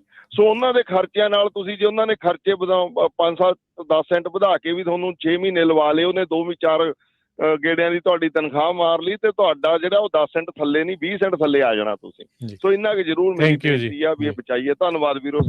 ਬਿਲਕੁਲ ਬਿਲਕੁਲ ਹਰਜੋਤ ਤੇ ਆਪਣਾ ਹਰਜੋਤ ਭਾਜੀ ਤੇ ਰਾਜਕਰਨ, ਜਿਹੜੀਆਂ ਕੰਪਨੀਆਂ ਇਸ ਵੇਲੇ 60 ਸੈਂਟ ਪੇ ਕਰਕੇ ਤੇ W2 ਦਿੰਦੀਆਂ, ਉਹਨਾਂ ਦਾ ਐਕਚੁਅਲੀ ਟੋਟਲ ਖਰਚਾ 80 ਸੈਂਟ ਦੇ ਲਾਗੇ ਪੈਂਦਾ ਹੈ। ਸੋ ਇਹ ਜਿਹੜੀਆਂ ਕੰਪਨੀਆਂ ਜਿਹੜੀਆਂ 60 ਸੈਂਟ ਦੇ ਰਹੀਆਂ ਜਾਂ 55 ਸੈਂਟ ਦੇ ਰਹੀਆਂ, ਉਹਨਾਂ ਦਾ ਐਕਚੁਅਲੀ ਖਰਚਾ ਪਾ ਕੇ 75 to 80 ਸੈਂਟ ਪੈ ਜਾਂਦਾ ਆ। ਜਿਹੜਾ ਵਰਕਰਸ ਕਾਮ ਦਾ ਖਰਚਾ ਹੈਗਾ, ਹੋਰ ਸਾਰੇ ਖਰਚੇ ਹੈਗੇ, ਪੇਰੋਲ ਐਕਸਪੈਂਸ ਹੈਗਾ, ਇਹ ਸਾਰਾ ਪਾ ਕੇ ਉੱਤੇ ਇੰਨੇ ਪੈਸੇ ਪੈਂਦੇ ਆ। ਜੇ ਕੋਈ ਤੁਹਾਨੂੰ ਕੈਸ਼ 80 ਸੈਂਟ ਦੇ ਰਿਹਾ, ਇਹਦਾ ਮਤਲਬ ਇਹ ਨਹੀਂ ਵੀ ਤੁਹਾਡੇ ਤੇ ਕੋਈ ਭਲਾਈ ਕਰ ਰਿਹਾ। ਉਹ ਤੁਹਾਡਾ ਜਿਹੜਾ ਬਹੁਤ ਵੱਡਾ ਇਨਕਮ ਦਾ ਹਿੱਸਾ, ਤੁਹਾਡੇ ਟੈਕਸ ਦਾ ਹਿੱਸਾ ਜਿਹੜਾ ਉਹ ਆਪ ਬਚਾ ਰਿਹਾ ਹੈਗਾ। ਸੋ ਇਹਦਾ ਮਤਲਬ ਇਹ ਨਹੀਂਗਾ ਕਿ ਤੁਹਾਨੂੰ ਕੋਈ ਉਹ ਬੈਨੀਫਿਟ ਦੇ ਰਿਹਾ ਹੈਗਾ। ਉਹ ਤੁਹਾਡਾ ਜਿੱਦਾਂ ਨੁਕਸਾਨ ਕਰ ਰਿਹਾ, ਉਹ ਸ਼ਾਇਦ ਤੁਹਾਨੂੰ ਆਉਣ ਵਾਲੇ 10-15 ਸਾਲਾਂ ਦੇ ਬਾਅਦ ਪਤਾ ਲੱਗਣਾ ਕਿ ਕੀ ਨੁਕਸਾਨ ਹੋ ਗਿਆ ਤੁਹਾਡਾ। ਸੋ ਡੈਫੀਨੇਟਲੀ ਜਿਹੜਾ ਆਪਣਾ ਆਪਰੇਸ਼ਨ ਹਾਈਵੇ ਸ਼ੀਲਡ ਹੋਇਆ ਹੈਗਾ, ਉਹਦੇ ਵਿੱਚ ਵੀ ਜਿਹੜੇ ਆ ਕਾਫੀ ਜਿਹੜੇ ਡਰਾਈਵਰਸ ਆ ਉਹਦੇ ਵਿੱਚ ਕੱਢੇ ਗਏ ਹੈਗੇ ਆ। ਜਿਹੜੀਆਂ ਐਮਫੈਸਿਸ, ਜਿਹੜਾ ਜ਼ੋਰ ਦਿੱਤਾ ਗਿਆ ਇਸ ਵੇਲੇ ਇਹਦੇ ਉੱਤੇ, ਉਹ ਹੈਗਾ CDL ਵੈਰੀਫਿਕੇਸ਼ਨ, ELDT ਡਾਕੂਮੈਂਟੇਸ਼ਨ। ਇਹ ਇੱਕ ਜਿਹੜਾ ਪਾਰਟ ਹੈਗਾ, ਇਹ ਆਪਾਂ ਬੜੇ ਚਿਰ ਤੋਂ ਗੱਲ ਕਰਦੇ ਸੀ। ELDT entry level driver training documentation, ਕਿ ਤੁਸੀਂ ਕਿੱਥੋਂ ਟ੍ਰੇਨਿੰਗ ਲਈ ਆ ਤੇ ਉਹਦਾ ਤੁਹਾਡਾ ਡਾਕੂਮੈਂਟ ਕੀ ਹੈਗੇ ਆ। English proficiency, medical certification, immigration verification where applicable, drug and alcohol compliance, ਤੇ hours of service. Hours of service is top of the top most ਜਿਹੜੀ ਆਪਣੀ ਜਿਹੜੀ ਆ ਇਹ ਵਾਇਲੇਸ਼ਨ ਰਹੀ ਹੈਗੀ ਆ। ਇੱਥੇ ਮੈਡੀਕਲ ਵੈਰੀਫਿਕੇਸ਼ਨ, ਮੈਡੀਕਲ ਸਰਟੀਫਿਕੇਸ਼ਨ ਦੀ ਗੱਲ ਇੱਕ ਵਾਰੀ ਫਿਰ ਮੈਂ ਕਰਦੇ ਹਾਂ ਕਿ ਜਿਹੜਾ ਮੈਡੀਕਲ ਕਾਰਡ ਹੈਗਾ ਆ, ਮੈਡੀਕਲ ਜਿਹੜਾ ਤੁਹਾਡਾ ਹੁਣ ਹੈਗਾ ਆ, ਇਹਦੇ ਵਿੱਚ ਜੇ ਤੁਸੀਂ ਕੈਲੀਫੋਰਨੀਆ ਦੇ ਵਿੱਚ, ਖਾਸ ਕਰਕੇ ਕੈਲੀਫੋਰਨੀਆ ਦੇ ਲਈ ਇਹ ਜਿਹੜਾ ਅਪਡੇਟ ਹੈ, ਕਿਉਂਕਿ ਕੈਲੀਫੋਰਨੀਆ ਜਿਹੜੀ ਆ ਉਹ ਪਹਿਲਾਂ ਇਹਦੇ ਵਿੱਚ ਪਾਰਟਿਸਿਪੇਟ ਨਹੀਂ ਸੀ ਕਰ ਰਹੀ। ਅਕਤੂਬਰ 10 ਦੀ ਡੇਟ ਸੀ, ਪਰ ਕੈਲੀਫੋਰਨੀਆ ਵਾਲਿਆਂ ਨੇ ਐਤਕੀ ਪਹਿਲਾਂ ਹੰਬੜਾ ਮਾਰ ਲਿਆ ਔਰ ਕੰਪਲਾਇੰਟ ਹੋ ਗਏ ਆ।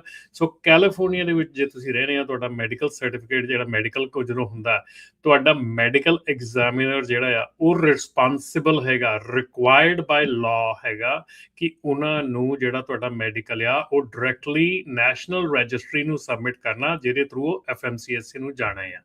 ਸੋ ਇਹ ਚੀਜ਼ ਜਿਹੜੀ ਆ, ਇਹ ਬਿਲਕੁਲ ਸਾਨੂੰ ਬਹੁਤ ਕਾਲਸ ਆਈਆਂ ਪਿਛਲੇ ਵੀਕ ਦੇ ਵਿੱਚ ਕਿ ਸਾਡਾ ਮੈਡੀਕਲ ਜਿਹੜਾ ਅਪਡੇਟ ਕਰ ਦਿਓ।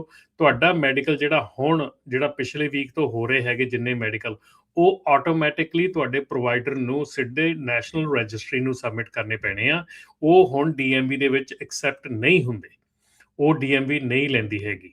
ਠੀਕ ਸੋ ਹੈ ਜੀ। DMV ਜਿਹੜੀ DMV ਆ ਕੈਲੀਫੋਰਨੀਆ ਦੀ, ਉਹ ਸਿਰਫ ਤੇ ਸਿਰਫ ਇੱਕ ਮੈਡੀਕਲ ਲੈ ਰਹੀ ਆ ਜੇ ਤੁਸੀਂ ਇੱਥੇ ਬਹੁਤ ਇੰਪੋਰਟੈਂਟ ਆ। ਔਰ ਇਹ ਸਾਰਿਆਂ ਨਾਲੋਂ ਵੱਡੀ ਰਾਜਕਰਨ ਮਿਸ ਅੰਡਰਸਟੂਡ ਵਾਇਲੇਸ਼ਨ ਹੈ ਜਿਹਦੀ ਮੈਂ ਗੱਲ ਕਰਨ ਲੱਗਾ ਹੁਣੇ। ਇੰਟਰਸਟੇਟ ਤੇ ਇੰਟਰਾਸਟੇਟ, ਜਿਹੜੇ ਇੰਟਰਸਟੇਟ ਹੈਗੇ ਆ ਉਹਨਾਂ ਦਾ ਜਿਹੜਾ ਮੈਡੀਕਲ ਆ ਉਹ ਨੈਸ਼ਨਲ ਰਜਿਸਟਰੀ ਨੂੰ ਸਬਮਿਟ ਹੋਣਾ। ਜਿਹੜੇ ਇੰਟਰਾਸਟੇਟ ਡਰਾਈਵਰ ਹੈਗੇ ਆ, ਜਿਹੜੇ ਵਿਦਿਨ ਸਟੇਟ ਕੰਮ ਕਰਦੇ ਆ, ਉਹਨਾਂ ਦਾ ਜਿਹੜਾ ਮੈਡੀਕਲ ਆ ਉਹ DMV ਨੂੰ ਸਬਮਿਟ ਹੋਣਾ ਆ। ਹੁਣ ਇੱਥੇ ਫਿਰ ਕ੍ਰਿਟੀਕਲ ਹੈਗਾ ਕਿ ਇੰਟਰਸਟੇਟ ਕੌਣ ਆ ਤੇ ਇੰਟਰਾਸਟੇਟ ਕੌਣ ਆ। ਹੁਣ ਇੰਟਰਸਟੇਟ ਉਹ ਆ ਜਿਹੜਾ ਲੋਡ ਕੈਲੀਫੋਰਨੀਆ ਤੋਂ ਬਾਹਰ ਜਾ ਰਿਹਾ, ਕੈਲੀਫੋਰਨੀਆ ਤੋਂ ਉਹਦਾ ਟਰੱਕ ਬਾਹਰ ਜਾ ਰਿਹਾ, ਕੈਲੀਫੋਰਨੀਆ ਤੋਂ ਬਾਹਰੋਂ ਲੋਡ ਲੈ ਕੇ ਆ ਰਿਹਾ, ਇੰਟਰਸਟੇਟ ਹੋ ਗਿਆ। ਇੰਟਰਾਸਟੇਟ ਸਿਰਫ ਉਹ ਲੋਡ ਹੈਗੇ ਆ ਜਿਹੜੇ ਲੋਡ ਤੁਹਾਡੇ ਓਰੀਜਿਨੇਟ ਕੈਲੀਫੋਰਨੀਆ 'ਚ ਹੋਏ ਆ ਤੇ ਖਤਮ ਵੀ ਕੈਲੀਫੋਰਨੀਆ 'ਚ ਹੋ ਰਹੇ ਆ। ਜੇ ਤੁਹਾਡਾ ਲੋਡ ਜਿਹੜਾ ਆ ਉਹ ਕੈਲੀਫੋਰਨੀਆ ਦੇ ਬਾਹਰੋਂ ਆਇਆ, ਜਿੱਦਾਂ ਆਪਾਂ ELD ਦੇ ਵਿੱਚ ਇਹ ਐਕਸੈਪਸ਼ਨ ਸੀਗੀ, ਜੇ ਲੋਡ ਤੁਹਾਡਾ ਕੈਲੀਫੋਰਨੀਆ ਦੇ ਬਾਹਰੋਂ ਆਇਆ ਜਾਂ ਤੁਹਾਡਾ ਲੋਡ ਚੱਕਿਆ ਕੈਲੀਫੋਰਨੀਆ ਦੇ ਬਾਹਰ ਜਾ ਰਿਹਾ, ਤੇ ਤੁਸੀਂ ਇੰਟਰਸਟੇਟ ਡਰਾਈਵਰ ਹੋ ਜਾਂਦੇ ਆ। ਜੇ ਤੁਹਾਡਾ ਲਾਇਸੈਂਸ ਜਿਹੜਾ ਰਿਸਟ੍ਰਿਕਟਡ ਹੈਗਾ, ਹੁਣ ਮੰਨ ਲਓ 21 ਸਾਲ ਦਾ ਬੱਚਾ ਆ, 21 ਸਾਲ ਤੋਂ ਥੱਲੇ ਵਾਲੇ ਜਿਹੜੇ ਇੱਥੇ ਵਿਦਿਨ ਸਟੇਟ ਕੰਮ ਕਰਦੇ ਆ, ਜੇ ਉਹਨਾਂ ਨੂੰ ਤੁਸੀਂ ਕੋਈ ਲੋਡ ਚੁਕਾਉਣੇ ਆ ਜਿਹੜਾ ਲੋਡ ਬਾਹਰੋਂ ਆਇਆ ਹੈਗਾ, ਔਰ ਉਹਨੂੰ ਬਾਹਰੋਂ ਆਏ ਲੋਡ ਨੂੰ ਉਹਨੂੰ ਕਹਿੰਦੇ ਕਿ ਲੋਕਲ 10 ਮੀਲ ਤੇ ਉਹਤੇ ਡਿਲੀਵਰ 20 ਮੀਲ ਤੇ ਡਿਲੀਵਰ ਕਰਨਾ ਹੈ, ਉੱਥੇ ਕਰਿਆ, ਜੇ ਉਹਨੂੰ ਪੁਲਿਸ ਰੋਕ ਲੈਂਦੀ ਆ, ਉਹਨੂੰ ਟਿਕਟ ਜਿਹੜੀ ਆ ਵਾਇਲੇਸ਼ਨ ਮਿਲੂਗੀ ਕਿ ਉਹਦੇ ਲਾਇਸੈਂਸ ਜਿਹੜਾ ਹੈਗਾ ਉਹ ਇੰਟਰਾਸਟੇਟ ਹੈਗਾ, ਪਰ ਲੋਡ ਜਿਹੜਾ ਉਹ ਕਰ ਰਿਹਾ ਉਹ ਇੰਟਰਸਟੇਟ ਲੋਡ ਕਰ ਰਿਹਾ ਹੈਗਾ। ਸੋ ਉਹ ਵਾਇਲੇਸ਼ਨ ਉਸ ਡਰਾਈਵਰ ਨੂੰ ਮਿਲੂਗੀ ਔਰ ਤੁਹਾਡਾ ਜਿਹੜਾ ਸਕੋਰ ਹੈ ਕੰਪਨੀ ਦੇ ਉੱਤੇ ਜਾਊਗਾ। ਸੋ ਇਹ ਸਾਰਿਆਂ ਨਾਲੋਂ ਵੱਡੀ ਮਿਸ ਅੰਡਰਸਟੂਡ ਜਿਹੜੀ ਹੈਗੀ ਆ ਟਿਕਟ ਆ, ਵਾਇਲੇਸ਼ਨ ਆ। ਰਾਜਕਰਨ, ਜੇ ਸਿੰਪਲ ਮੈਂ ਲਫ਼ਜ਼ਾਂ 'ਚ ਦੱਸਾਂ ਨਾ, ਜਿਹੜੀਆਂ ਆਪਣੀਆਂ 에ਅਰਪੋਰਟਸ ਦੇ ਉੱਤੇ ਕੰਮ ਨਹੀਂ ਕਰਦੀਆਂ, ਮਿਨੀ ਬੱਸਿਸ, ਛੋਟੀਆਂ ਵੈਨਸ ਕੰਮ ਕਰਦੀਆਂ, ਉਹਨਾਂ ਦੇ ਡਰਾਈਵਰ ਹਮੇਸ਼ਾ ਜਿਹੜੇ ਆ ਉਹ ਇੰਟਰਾਸਟੇਟ ਹੁੰਦੇ ਆ, ਉਹ ਕਿਉਂਕਿ ਉਹ ਸਿਰਫ 에ਅਰਪੋਰਟ ਤੋਂ ਇੱਧਰ ਉੱਧਰ ਲੈ ਕੇ ਜਾਂਦੇ ਆ। ਪਰ ਜਿਹੜੇ ਬੰਦੇ ਨੂੰ 에ਅਰਪੋਰਟ ਤੋਂ ਚੱਕ ਰਿਹਾ ਉਹ ਬੰਦਾ ਜਹਾਜ਼ ਤੇ ਕਿਤੇ ਹੋਰੋਂ ਆਇਆ, ਬਾਹਰੋਂ ਸਟੇਟ ਦੇ, ਸੋ ਉਹ ਹਿਊਮਨ ਕਾਰਗੋ ਜਿਹੜਾ ਆ ਬਾਹਰੋਂ ਲੈ ਕੇ ਆ ਰਹੇ ਆ। ਟੈਕਨੀਕਲੀ ਉੱਥੇ ਟਿਕਟ ਇਸ਼ੂ ਹੁੰਦੀ ਆ ਕਿ ਤੁਹਾਡੇ ਲਾਇਸੈਂਸ ਜਿਹੜਾ ਆ ਉਹ ਹੈਗਾ ਆ ਇੰਟਰਾਸਟੇਟ ਆ ਤੇ ਤੁਸੀਂ ਇੰਟਰਸਟੇਟ ਕਾਮਰਸ ਦੇ ਵਿੱਚ ਹਿੱਸਾ ਲੈ ਰਹੇ ਆ। ਸੋ ਇਹ ਸਾਰਿਆਂ ਨਾਲੋਂ ਵੱਡੀ ਮਿਸ ਅੰਡਰਸਟੂਡ ਟਿਕਟ ਹੈਗੀ ਆ ਅੱਜ ਦੀ। ਔਰ ਇਹਦੇ ਲਈ ਤੁਸੀਂ ਜਿਹੜਾ ਜੇ 21 ਸਾਲ ਦਾ ਹੈਗਾ ਕੋਈ ਘੱਟ ਆ ਤੇ ਉਹ ਮੇਕ ਸ਼ੋਰ, ਉੱਥੇ ਹੀ ਫਿਰ ਲੋਡ ਦਾ ਜਿਹੜਾ ਰੌਲਾ ਪੈ ਜਾਂਦਾ ਕਿ ਲੋਡ, ਜੇ ਹੁਣ ਲੋਡ ਮੰਨ ਲਓ ਕਿ ਕੰਟੇਨਰ ਇੱਕ ਆਇਆ ਹੈਗਾ ਐਮਾਜ਼ੋਨ ਦਾ, ਉਹ ਐਮਾਜ਼ੋਨ ਦੇ ਵੇਅਰ ਹਾਊਸ ਦੇ ਵਿੱਚ ਆਇਆ, ਉੱਥੇ ਉਹਨਾਂ ਨੇ ਬ੍ਰੇਕ ਅਪਾਰਟ ਕਰਤਾ, ਉਹਦਾ ਦੁਬਾਰਾ ਲੋਡ ਰੀਬਿਲਡ ਕੀਤਾ, ਉਹ ਲੋਡ ਤੁਹਾਡਾ ਇੰਟਰਾਸਟੇਟ ਹੋ ਗਿਆ, ਉਹ ਵਿਦਨ ਸਟੇਟ ਹੋ ਗਿਆ। ਪਰ ਜੇ ਤੁਹਾਡਾ ਕੰਟੇਨਰ ਆਇਆ ਹੈਗਾ, ਉਹ ਪੋਰਟ ਤੇ ਲੱਥਾ ਤੇ ਤੁਸੀਂ ਕੰਟੇਨਰ ਚੱਕ ਕੇ ਤੇ ਤੁਸੀਂ ਓਕਲੈਂਡ ਤੋਂ ਤੁਸੀਂ ਲੈ ਕੇ ਗਏ ਆ ਫ੍ਰਿਜ਼ਨੋ ਜਾਂ ਇੱਥੇ ਕਿਤੇ ਲੋਕਲ ਲੈ ਕੇ ਆਏ, ਸਟਾਕਟਨ ਲੈ ਕੇ ਆਏ, ਉਹ ਤੁਹਾਡਾ ਇੰਟਰਸਟੇਟ ਲੋਡ ਬਣਦਾ ਆ। ਠੀਕ ਹੈ ਜੀ, ਠੀਕ ਹੈ ਜੀ। ਆਪਣੇ ਨਾਲ ਨਿਰਮਲਮਾਨ ਜੀ ਜਿਹੜੇ ਆ ਉਹ ਜੁੜ ਚੁੱਕੇ ਆ, ਉਹਨਾਂ ਦੇ ਨਾਲ ਵੀ ਆਪਾਂ ਗੱਲਬਾਤ ਕਰਦੇ ਹਾਂ। ਇੰਤਜ਼ਾਰ ਉਹਨਾਂ ਨੇ ਕਾਫੀ ਲੰਮਾ ਸਮਾਂ ਕੀਤਾ, ਉਸ ਦੇ ਲਈ ਉਹਨਾਂ ਦਾ ਅਸੀਂ ਥੈਂਕ ਯੂ ਵੀ ਕਰਦੇ ਹਾਂ। ਨਿਰਮਲਮਾਨ ਜੀ, ਜੀ ਆਇਆਂ ਨੂੰ, ਸਵਾਗਤ ਹੈ ਜੀ। ਸਤਿ ਸ਼੍ਰੀ ਅਕਾਲ ਜੀ। ਸਤਿ ਸ਼੍ਰੀ ਅਕਾਲ, ਥੈਂਕ ਯੂ ਰਾਜਕਰਨ ਤੁਹਾਡਾ ਤੇ ਭਾਜੀ ਹਰਜੋਤ ਭਾਜੀ, ਰਮਨ ਭਾਜੀ, ਸਾਰਿਆਂ ਨੂੰ, ਔਰ ਬਾਕੀ ਵੇਖਣ ਸੁਣਨ ਵਾਲੇ ਬੜੀ ਬਹੁਤ ਪਿਆਰ ਭਰੀ ਸਤਿ ਸ਼੍ਰੀ ਅਕਾਲ। ਹੁਣ ਦੇਖੋ, ਬਾਕੀਆਂ ਨੂੰ ਤਾਂ ਪਤਾ ਹੀ ਲੱਗਾ, ਹੁਣ ਤੁਹਾਨੂੰ ਵੀ ਇੰਟਰਸਟੇਟ ਤੇ ਇੰਟਰਾਸਟੇਟ ਦਾ ਜਿਹੜਾ ਹੈ ਨਾ ਉਹ ਚੀਜ਼ ਦਾ ਤੁਹਾਨੂੰ ਵੀ ਪਤਾ ਲੱਗ ਗਿਆ ਹੋਣਾ ਚਾਹੀਦਾ ਹੈ। ਜਿੰਨਾ ਕਿ ਮੈਂ ਵੇਟ ਕਰਦਾ ਹੁੰਦਾ ਨਾ ਹਰ ਵਾਰੀ, ਉਹਦੇ ਚ ਮੈਨੂੰ ਆਲਮੋਸਟ ਛੋਟਾ ਮੋਟਾ ਡਰਾਈਵਰ ਮੈਂ ਵੀ ਬਣ ਹੀ ਗਿਆ। ਚਲੋ, ਡਰਾਈਵਰਾਂ ਦੀ ਲੋੜ ਬਹੁਤ ਆ, ਫਿਰ ਤੁਹਾਨੂੰ ਵੀ ਦਵਾਉਂਦੇ ਆ ਕੰਮ ਕਿਤੇ। ਰਮਨ ਭਾਈ ਨਾ ਕਰੇ ਪ੍ਰੋਗਰਾਮ ਤੋਂ ਬਾਅਦ ਦੇ ਵਿੱਚ ਗੱਲ ਫਿਰ। ਜੀ ਜੀ ਜੀ, ਬਿਲਕੁਲ। ਹਾਂਜੀ, ਨਹੀਂ ਚਲੋ ਚੰਗੀ ਗੱਲ ਆ। ਦੇਖੋ, ਕੰਮ ਵਧੀਆ ਤੁਸੀਂ ਕਰੋ ਤਾਂ ਤੁਹਾਨੂੰ ਕੰਮ ਜਿਹੜੇ ਉਹ ਮਿਲਦੇ ਰਹਿੰਦੇ, ਬਟ ਉੱਥੇ ਨਾਲ ਦੇ ਨਾਲ ਸਿਚੁਏਸ਼ਨ ਇਹ ਵੀ ਆ ਰਮਨਜੀਤ ਤੇ ਨਿਰਮਲਮਾਨ ਜੀ ਵੀ ਅਜੇ ਵੀ ਡੈਟ ਜਿਹੜੇ ਆ ਉਹ ਖੜੇ ਨੇ। ਨੋ ਡਾਊਟ ਜਿਹੜੀ ਟਰੱਕਿੰਗ ਆ ਹੌਲੀ ਹੌਲੀ ਲੀਹ ਦੇ ਉੱਤੇ ਵੀ ਆ ਰਹੀ ਆ, ਬਾਕੀ ਇੰਡਸਟਰੀਜ਼ ਵੀ ਆ ਜਾਣਗੀਆਂ। ਇਹ ਆਪਾਂ ਆਸਾਂ ਉਮੀਦਾਂ ਜਿਹੜੀਆਂ ਉਹ ਲਾ ਕੇ ਰੱਖਦੇ ਆ। ਇਹੋ ਜਿਹੀ ਸਿਚੁਏਸ਼ਨ ਦੇ ਵਿੱਚ ਜਦੋਂ ਬੰਦੇ ਨੂੰ ਇੱਕ ਇੱਦਾਂ ਹੁੰਦਾ ਵੀ ਯਾਰ ਮੈਂ ਹੁਣ ਵੇਟ ਕਰਾਂ ਨਾ ਕਰਾਂ, ਡੈਟ ਸੈਟਲ ਕਰ ਲਈਏ, ਕੰਸੋਲੀਡੇਟ ਕਰ ਲਈਏ, ਕੀ ਕਰ ਲਈਏ, ਕੀ ਸਲਾਹ ਹੈ ਇੱਥੇ ਤੁਹਾਡੀ ਨਿਰਮਲਮਾਨ ਜੀ? ਬਿਲਕੁਲ, ਜੇ ਆਪਾਂ ਗੱਲ ਕਰੀਏ ਅੱਜ ਦੀ ਇਕੋਨਮੀ ਦੀ, ਤੇ ਆਈ ਥਿੰਕ ਰਮਨ ਭਾਜੀ ਵੀ ਵਾਚ ਕਰਨਗੇ ਇਸ ਗੱਲ ਵਾਸਤੇ ਕਿ ਇਸ ਟਾਈਮ ਜਿਹੜੀ ਮਾਰਕੀਟ ਇਕੋਨਮੀ ਹੈ, ਖਾਸ ਕਰਕੇ ਟਰੱਕਿੰਗ ਦੀ, ਓਵਰਆਲ ਇਕੋਨਮੀ ਤੇ ਚਲੋ ਅਜੇ ਉੱਦਾਂ ਦੀ ਹੈ, ਜ਼ਿਆਦਾ ਫਰਕ ਨਹੀਂ ਪਿਆ।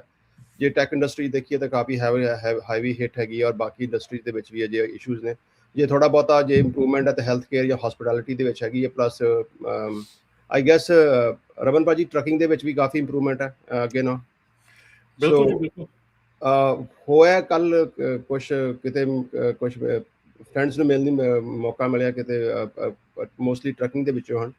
ਉਹ 'ਚ ਹੁੰਦਾ ਹੈ ਕਿ ਜਿਹੜੇ ਲੋਕਾਂ ਨੇ ਜਿਹੜੇ ਕੁਛ ਆਪਣੇ 'ਚੋਂ ਪੁਰਾਣੇ ਕਲਾਇੰਟਸ ਵੀ ਹਨ ਆਫ ਕੋਰਸ, ਤਾਂ ਉਹਨਾਂ ਨੇ ਗੱਲ ਕੀਤੀ ਕਿ ਜਿਹੜੇ ਵੀ ਜਿਨ੍ਹਾਂ ਨੇ ਵੀ ਕੰਮ ਕਰਵਾ ਲਿਆ ਆਪਣਾ ਸੈਟਲ ਕਰਾ ਲਿਆ, they are back on track, they are actually thriving. ਔਰ ਕੁਛ ਅਜੇ ਵੀ ਹਨ ਕਿ ਭਾਜੀ ਹੁਣ ਮਾਰਕੀਟ ਦੁਬਾਰਾ ਇੰਪਰੂਵ ਹੁੰਦੀ ਪਈ ਹੈ, ਸਾਡਾ ਆਊਟਸਟੈਂਡਿੰਗ ਡੈਟ ਹੀ ਉਹ ਸੈਟਲ ਕਰਾ ਲਈਏ। ਸੋ ਥੋੜ੍ਹਾ ਜਿਹਾ ਆਪਣੇ ਭਾਈਚਾਰੇ 'ਚ ਇਹ ਰਹਿੰਦਾ ਕਿ ਜਦੋਂ ਬਿਲਕੁਲ ਗੱਲ ਸਿਰੇ 'ਤੇ ਪਹੁੰਚ ਜਾਂਦੀ ਹੈ, ਜੇ ਉਦੋਂ ਹੀ ਕਹਿੰਦੇ ਜੀ ਅੱਜ ਹੀ ਲਿਟਰਲੀ ਹੁਣੇ ਕਰਾ ਦਿਓ। ਸੋ ਥੋੜ੍ਹਾ ਜਿਹਾ ਜਿੱਦਾਂ ਅੱਗੇ ਤੁਸੀਂ ਵੀ ਕਹਿੰਦੇ ਹੁੰਦੇ, ਹਰਜੋਤ ਭਾਜੀ, ਰਮਨ ਭਾਜੀ ਕਹਿੰਦੇ ਹੁੰਦੇ ਕਿ ਥੋੜ੍ਹਾ ਪ੍ਰੋਐਕਟਿਵਲੀ ਆਪਣਾ ਕੰਮ ਪਹਿਲਾਂ ਕਰ ਲਈਏ ਜਦੋਂ ਸਿਚੁਏਸ਼ਨ ਖਰਾਬ ਹੈ। ਸੋ ਈਵਨ ਦੋ ਇਕੋਨਮੀ ਜੇ ਅਬਜ਼ ਕਰੋ ਤੇ ਇਕੋਨਮੀ ਪੇਪਰ ਤੇ ਚੰਗੀ ਲੱਗਦੀ ਪਈ ਹੈ, ਸਟਾਕ ਮਾਰਕੀਟ ਚੰਗੀ ਬੂਮ ਤੇ ਰਹਿੰਦੀ ਹੈ, ਪਰ ਜੇ ਆਪਾਂ ਗੱਲ ਸੁਣੀਏ ਜਿਮੀ ਡੇਮਨ ਦਾ ਬਿਆਨ ਆਇਆ ਸੀ ਜਾਂ ਆਪਣਾ ਵਾਰਨ ਬਫੇ ਦਾ ਵੀ, ਕਿ ਜਿਹੜੀ ਮਾਰਕੀਟ ਹੈਗੀ ਹੈ ਮੋਸਟਲੀ ਇਸ ਟਾਈਮ ਗੈਂਬਲਿੰਗ ਮਾਰਕੀਟ ਨੂੰ ਰਿਐਕਟ ਕਰਦੀ ਪਈ ਹੈ, ਇੰਨਾ ਜੂਸ ਹੈ ਨਹੀਂ ਮਾਰਕੀਟ ਦੇ ਵਿੱਚ। ਸੋ ਲੌਂਗ ਸਟੋਰੀ ਸ਼ਾਰਟ, ਜੇ ਮਾਰਕੀਟ ਦੇ ਜੂਸ ਹੈ ਨਹੀਂ ਹੈ, ਬਟ ਐਵਰੀ ਇੰਡੀਵਿਜੂਅਲ ਨੋਜ਼ ਕਿ ਤੁਹਾਡੇ ਘਰ ਦੀ ਆਪਣੀ ਪਰਸਨਲ ਫਾਈਨੈਂਸ਼ੀਅਲ ਸਿਚੁਏਸ਼ਨ ਕੀ ਹੈ। So anyone who is paying minimum monthly credit card ਜਿਹੜੀ ਪੇਮੈਂਟ ਹੈ, ਦੈਟ ਇਜ਼ ਅ ਪ੍ਰੋਬਲਮ। ਉਹਨੂੰ ਆਪਾਂ ਨੂੰ ਖਤਮ ਕਰਨ ਵਾਸਤੇ ਸੋ ਅਸੀਂ ਇਹੀ ਕਹਿੰਦੇ ਹਾਂ ਕਿ ਜੇ ਤੁਹਾਡੇ 1 ਜਾਂ 2 ਮਹੀਨੇ ਜਾਂ ਮੈਕਸਿਮਮ 3 ਮਹੀਨੇ ਤੁਹਾਨੂੰ ਹੋ ਗਏ ਨੇ ਮਿਨੀਮਮ ਪੇਮੈਂਟ ਕਰਦੇ ਆ, ਤੁਸੀਂ ਸੋਚੀ ਜਾਂਦੇ ਹੋ ਕਿ ਇਹੀ ਸੋਲਿਊਸ਼ਨ ਆਪਾਂ ਅੱਗੇ ਇਹਨੂੰ ਡਰੈਗ ਅਲੋਂਗ ਕਰੀ ਜਾਵਾਂਗੇ ਹੋਰ ਸਾਲ ਨੂੰ 2 ਸਾਲ ਨੂੰ। ਔਰ ਸਿਚੁਏਸ਼ਨ ਇੱਦਾਂ ਵੇਖੀ ਹੈ ਕਿ 8-8 11-11 ਸਾਲ ਬਾਅਦ ਸਾਡੇ ਕੋਲ ਕਲਾਇੰਟ ਵਾਪਸ ਆਏ ਨੇ, ਜਿਨ੍ਹਾਂ ਨੇ ਸੋਚਿਆ ਕਿ ਆਪਾਂ 2-4 ਮਹੀਨੇ ਸੈਟਲ ਕਰ ਲਾਂਗੇ। ਔਰ ਕਈ ਵਾਰ ਹੋ ਵੀ ਜਾਂਦਾ, ਆਈ ਡੋਂਟ ਸੇ ਕਿ ਇੱਦਾਂ ਨਹੀਂ ਹੁੰਦਾ, ਪਰ ਵਾਟ ਆਈ ਸੁਜੈਸਟ ਕਿ ਜਿਹੜਾ ਵੀ ਸਾਨੂੰ ਵੇਖਦਾ ਸੁਣਦਾ, ਜੇ ਤੁਹਾਨੂੰ ਡੈਟ ਦੀ ਸਿਚੁਏਸ਼ਨ ਹੈਗੀ ਹੈ, you can call us. So 100% confidently there is nothing to worry about, ਕਿਉਂਕਿ ਅਸੀਂ ਇੱਕ ਨਿੱਕਾ ਪੈਸਾ ਵੀ ਚਾਰਜ ਨਹੀਂ ਕਰਦੇ ਜਿੰਨਾ ਤੁਹਾਡਾ ਕਰਜ਼ਾ ਮਾਫ ਨਹੀਂ ਹੋ ਜਾਂਦਾ। And even when you enrol, ਜਿੰਨਾ ਚਿਰ one particular debt settle ਨਹੀਂ ਹੁੰਦਾ ਉਹਨਾਂ 'ਚ ਤੁਸੀਂ ਉਹਦੀ ਫੀ ਨਹੀਂ ਪੇ ਕਰਦੇ। ਐਂਡ ਈਵਨ ਆਫਟਰ ਸਾਰੀ ਲੇਟ ਪੇਮੈਂਟ ਫੀਸ, ਸਾਰੀ ਸੈਟਲਮੈਂਟ ਪੇ ਕਰਨ ਦੇ ਬਾਅਦ we can save more than half. So there is nothing to worry about. ਆਪਾਂ ਪਿਛਲੇ ਤਕਰੀਬਨ 2 ਦਹਾਕਿਆਂ ਤੋਂ ਮਾਰਕੀਟ ਦੇ ਵਿੱਚ ਹੈਗੇ ਹਾਂ। So any questions regarding your debt, ਚਾਹੇ ਉਹ ਤੁਹਾਡਾ ਕ੍ਰੈਡਿਟ ਕਾਰਡ ਦਾ ਡੈਟ ਹੈ, ਚਾਹੇ ਮੈਡੀਕਲ ਡੈਟ ਹੈ, ਕੋਈ ਵੀ ਅਨਸਿਕਿਉਰਡ ਡੈਟ ਹੈਗਾ, ਕਾਫੀ ਇਹਦੇ 'ਚ ਆਪਣੇ ਗੱਡੀਆਂ ਦੇ ਰੀਪੋ ਜਾਂ ਇਕਵਿਪਮੈਂਟ ਗਿਆ ਹੋਇਆ, ਉਹਦਾ ਕੋਈ ਡੈਟ ਹੈਗਾ ਤਾਂ ਤੁਸੀਂ ਕਾਲ ਕਰ ਲਓ। ਨੰਬਰ ਹੈ ਸਾਡਾ 888 888 9914 888 888 9914। ਜੀ ਬਿਲਕੁਲ। ਜਿਹੜੀ ਲੇਟਲੀ ਖਬਰ ਇਹ ਆਈ ਆ ਅੱਜ, ਜਿਹੜੀ ਮੈਂ ਦੇਖ ਰਿਹਾ ਸੀਗਾ ਵੀ ਅਨਇੰਪਲੋਇਮੈਂਟ ਦੇ ਆਂਕੜੇ ਜਿਹੜੇ ਉਹ ਵਧੇ ਹੈਗੇ ਆ। ਇਨਫਲੇਸ਼ਨ ਕੰਸਿਸਟੈਂਟ ਆ, ਉਹ ਥੱਲੇ ਨਹੀਂ ਆ ਰਹੀ। ਰੀਸੈਂਟਲੀ ਜਿਹੜੇ ਰੇਟ ਸੀਗੇ, ਇੰਟਰਸਟ ਰੇਟਸ ਆ, ਉਹ ਵੀ ਸਟੇਬਲ ਰੱਖੇ ਆ, ਉਹ ਵੀ ਵਧਾਏ ਨਹੀਂ ਜਾਂ ਘਟਾਏ ਨਹੀਂ ਆ। ਸੋ ਇਹ ਸਾਰੀ ਸਿਚੁਏਸ਼ਨ ਇਕੋਨਮੀ ਬਾਰੇ ਆਪਾਂ ਨੂੰ ਓਵਰਆਲ ਕੀ ਥੋੜ੍ਹਾ ਜਿਹਾ ਦੱਸਦੀ ਹੈ, ਜੇ ਤੁਸੀਂ ਬਰੀਫਲੀ ਥੋੜ੍ਹਾ ਜਿਹਾ ਇਸ ਦੇ ਉੱਤੇ ਦੱਸੋ। ਜੀ ਬਿਲਕੁਲ। ਜਿਹੜਾ ਤੁਸੀਂ ਗੱਲ ਕੀਤੀ ਹੈ ਲੇਬਰ ਮਾਰਕੀਟ ਦੀ, ਜਿਹੜੀ ਇਸ ਟਾਈਮ ਜਿਹੜਾ ਆਪਣਾ ਅਨਇੰਪਲੋਇਮੈਂਟ ਹੈ ਉਹ ਅਰਾਊਂਡ 4.2 ਤੋਂ ਲੈ ਕੇ 4.6 ਦੇ ਅਰਾਊਂਡ ਹੈਗੀ ਹੈ। ਕਿਉਂਕਿ ਜਿਹੜੀਆਂ ਰਿਪੋਰਟਸ ਨੇ ਹਰ ਮਹੀਨੇ ਆਉਂਦੀਆਂ ਨੇ ਪਹਿਲਾਂ, ਫਿਰ ਉਹਨੂੰ ਫਿਰ ਐਡਮਿਨਿਸਟ੍ਰੇਸ਼ਨ ਕਰੈਕਟ ਕਰਦੀ ਹੈ। ਸੋ ਲੈਟਸ ਸੇ ਕਿ 4.5 ਲਾ ਲਈਏ ਆਪਾਂ, 4.5 ਵਿਚ ਇਜ਼ ਸਿਗਨੀਫਿਕੈਂਟਲੀ ਹਾਈ। ਇੰਨੀ ਜ਼ਿਆਦਾ ਅਨਇੰਪਲੋਇਮੈਂਟ ਰੀਸੈਂਟ ਟਾਈਮਸ ਦੇ ਵਿੱਚ ਆਈ ਨਹੀਂ। ਔਰ ਓਵਰਆਲ ਜਿਹੜਾ ਹਰ ਬੰਦਾ once you start ਇੱਕ ਵਾਰੀ ਤੁਸੀਂ once you're off ਜਿਹੜੇ ਬੈਨੀਫਿਟਸ ਹੁੰਦੇ ਨੇ ਅਨਇੰਪਲੋਇਮੈਂਟ ਦੇ, ਤੁਸੀਂ ਇਹ ਨਹੀਂ ਕਿ ਬੰਦਾ ਇੰਪਲੋਇਡ ਹੋ ਗਿਆ। ਸੋ ਐਕਚੁਅਲ ਜਿਹੜੀ ਜੇ if you look at the numbers, ਤਾਂ 4.5 ਜਾਂ 4.6 ਤੋਂ ਜ਼ਿਆਦਾ ਵੀ ਉਹਦੀ ਪੋਸੀਬਿਲਿਟੀ ਹੈਗੀ ਹੈ। ਔਰ ਇਨਫਲੇਸ਼ਨ ਜਿਹੜਾ ਇੱਕ ਵੱਡਾ ਹੋਰ ਹਵਾ ਬਣਿਆ ਹੋਇਆ, ਖਾਸ ਕਰਕੇ ਜਿਹੜੀ ਆ ਮਿਡਲ ਈਸਟ ਦੇ ਵਿੱਚ ਇਨਸਟੇਬਿਲਿਟੀ ਹੈ ਬਿਕਾਜ਼ ਆਫ ਐਨਰਜੀ ਕਾਸਟ, ਉਹ ਵੀ ਇੱਕ ਬਹੁਤ ਵੱਡਾ ਇਸ਼ੂ ਹੈ। Because I don't think in near future ਉਹ ਘਟਦੀ ਨਜ਼ਰ ਆਉਂਦੀ ਪਈ ਹੈ। ਸੋ ਇਹਨਾਂ ਚੀਜ਼ਾਂ ਨੂੰ ਬਿਕਾਜ਼ ਜਿਹੜਾ dollar doesn't go that for, ਜਿਹੜਾ ਪਿਛਲੇ ਸਾਲ ਜੋ ਆਪਾਂ $10 ਦਾ ਖਰੀਦਦੇ ਅੱਜ ਸ਼ਾਇਦ ਉਹ ਸਾਨੂੰ $18 ਦਾ ਮਿਲਦਾ ਪਿਆ। ਸੋ ਦਿਸ ਇਜ਼ ਡੈਫੀਨਿਟਲੀ ਕੰਸਰਨ ਕਿ ਔਰ ਸਭ ਤੋਂ ਸੌਖਾ ਟੈਸਟ ਜਿਹੜਾ ਹੈਗਾ ਆਪਣੇ ਘਰ ਦੇ ਇੰਡੀਵਿਜੂਅਲ ਲੈਵਲ ਦੇ ਉੱਤੇ ਹੀ ਹੈ ਕਿ if you are having difficulty to make your payments, then there is a solution available. ਉਹਦੇ ਵਾਸਤੇ ਤੁਸੀਂ ਕਾਲ ਕਰ ਲਓ।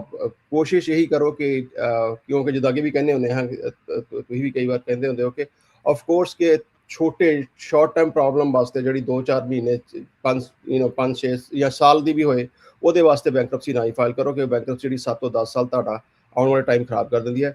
Rather doing that, I think that settlement is good option. ਤੁਸੀਂ ਕਾਲ ਕਰ ਲਓ, ਜਿੰਨੇ ਵੀ ਆਪਸ਼ਨ ਹੈ, ਸੈਟਲਮੈਂਟ ਹੈ, ਕੰਸੋਲੀਡੇਸ਼ਨ ਹੈ, ਚਾਹੇ ਬੈਂਕਰਪਸੀ ਹੈ, ਯੂ ਕੈਨ ਰਿਵਿਊ ਆਲ ਦੇ ਵਿਦ ਆਵਰ ਸਟਾਫ, ਔਰ ਜਿਹੜਾ ਤੁਹਾਡੇ ਵਾਸਤੇ ਬੈਸਟ ਆਪਸ਼ਨ ਹੈ ਤੁਸੀਂ ਆਪ ਪਿਕ ਕਰ ਸਕਦੇ ਹੋ। ਜੀ ਥੈਂਕ ਯੂ ਨਿਰਮਲ ਜੀ, ਥੈਂਕ ਯੂ ਹਰਜੋਤ ਜੀ, ਥੈਂਕ ਯੂ ਰਮਨ ਜੀ। ਅੱਜ ਦੇ ਪ੍ਰੋਗਰਾਮ ਦਾ ਸਮਾਂ ਵੀ ਜਿਹੜਾ ਇੱਥੇ ਹੀ ਸਮਾਪਤ ਆ। ਬਹੁਤ ਸ਼ੁਕਰੀਆ ਅਹਿਮ ਜਾਣਕਾਰੀਆਂ ਜਿਹੜੀਆਂ ਉਹ ਸਾਂਝੀਆਂ ਕਰਨ ਦੇ ਲਈ, ਤੇ ਬੜੀ ਮਿਹਰਬਾਨੀ। ਤੇ ਨਿਰਮਲ ਮਾਨ ਹੋਣਾ ਦੇ ਨਾਲ ਕੰਟੈਕਟ ਕਰਨ ਦੇ ਲਈ 888 888 9914 ਦੇ ਉੱਤੇ ਇਹਨਾਂ ਦੇ ਨਾਲ ਸੰਪਰਕ ਕਰ ਸਕਦੇ ਹਾਂ। ਬਹੁਤ ਸ਼ੁਕਰੀਆ ਤੁਹਾਡਾ ਸਾਰਿਆਂ ਦਾ, ਮਿਹਰਬਾਨੀ। ਮਿਲਦੇ ਹਾਂ ਅਗਲੀ ਵਾਰੀ। ਸਤਿ ਸ਼੍ਰੀ ਅਕਾਲ। ਬਸ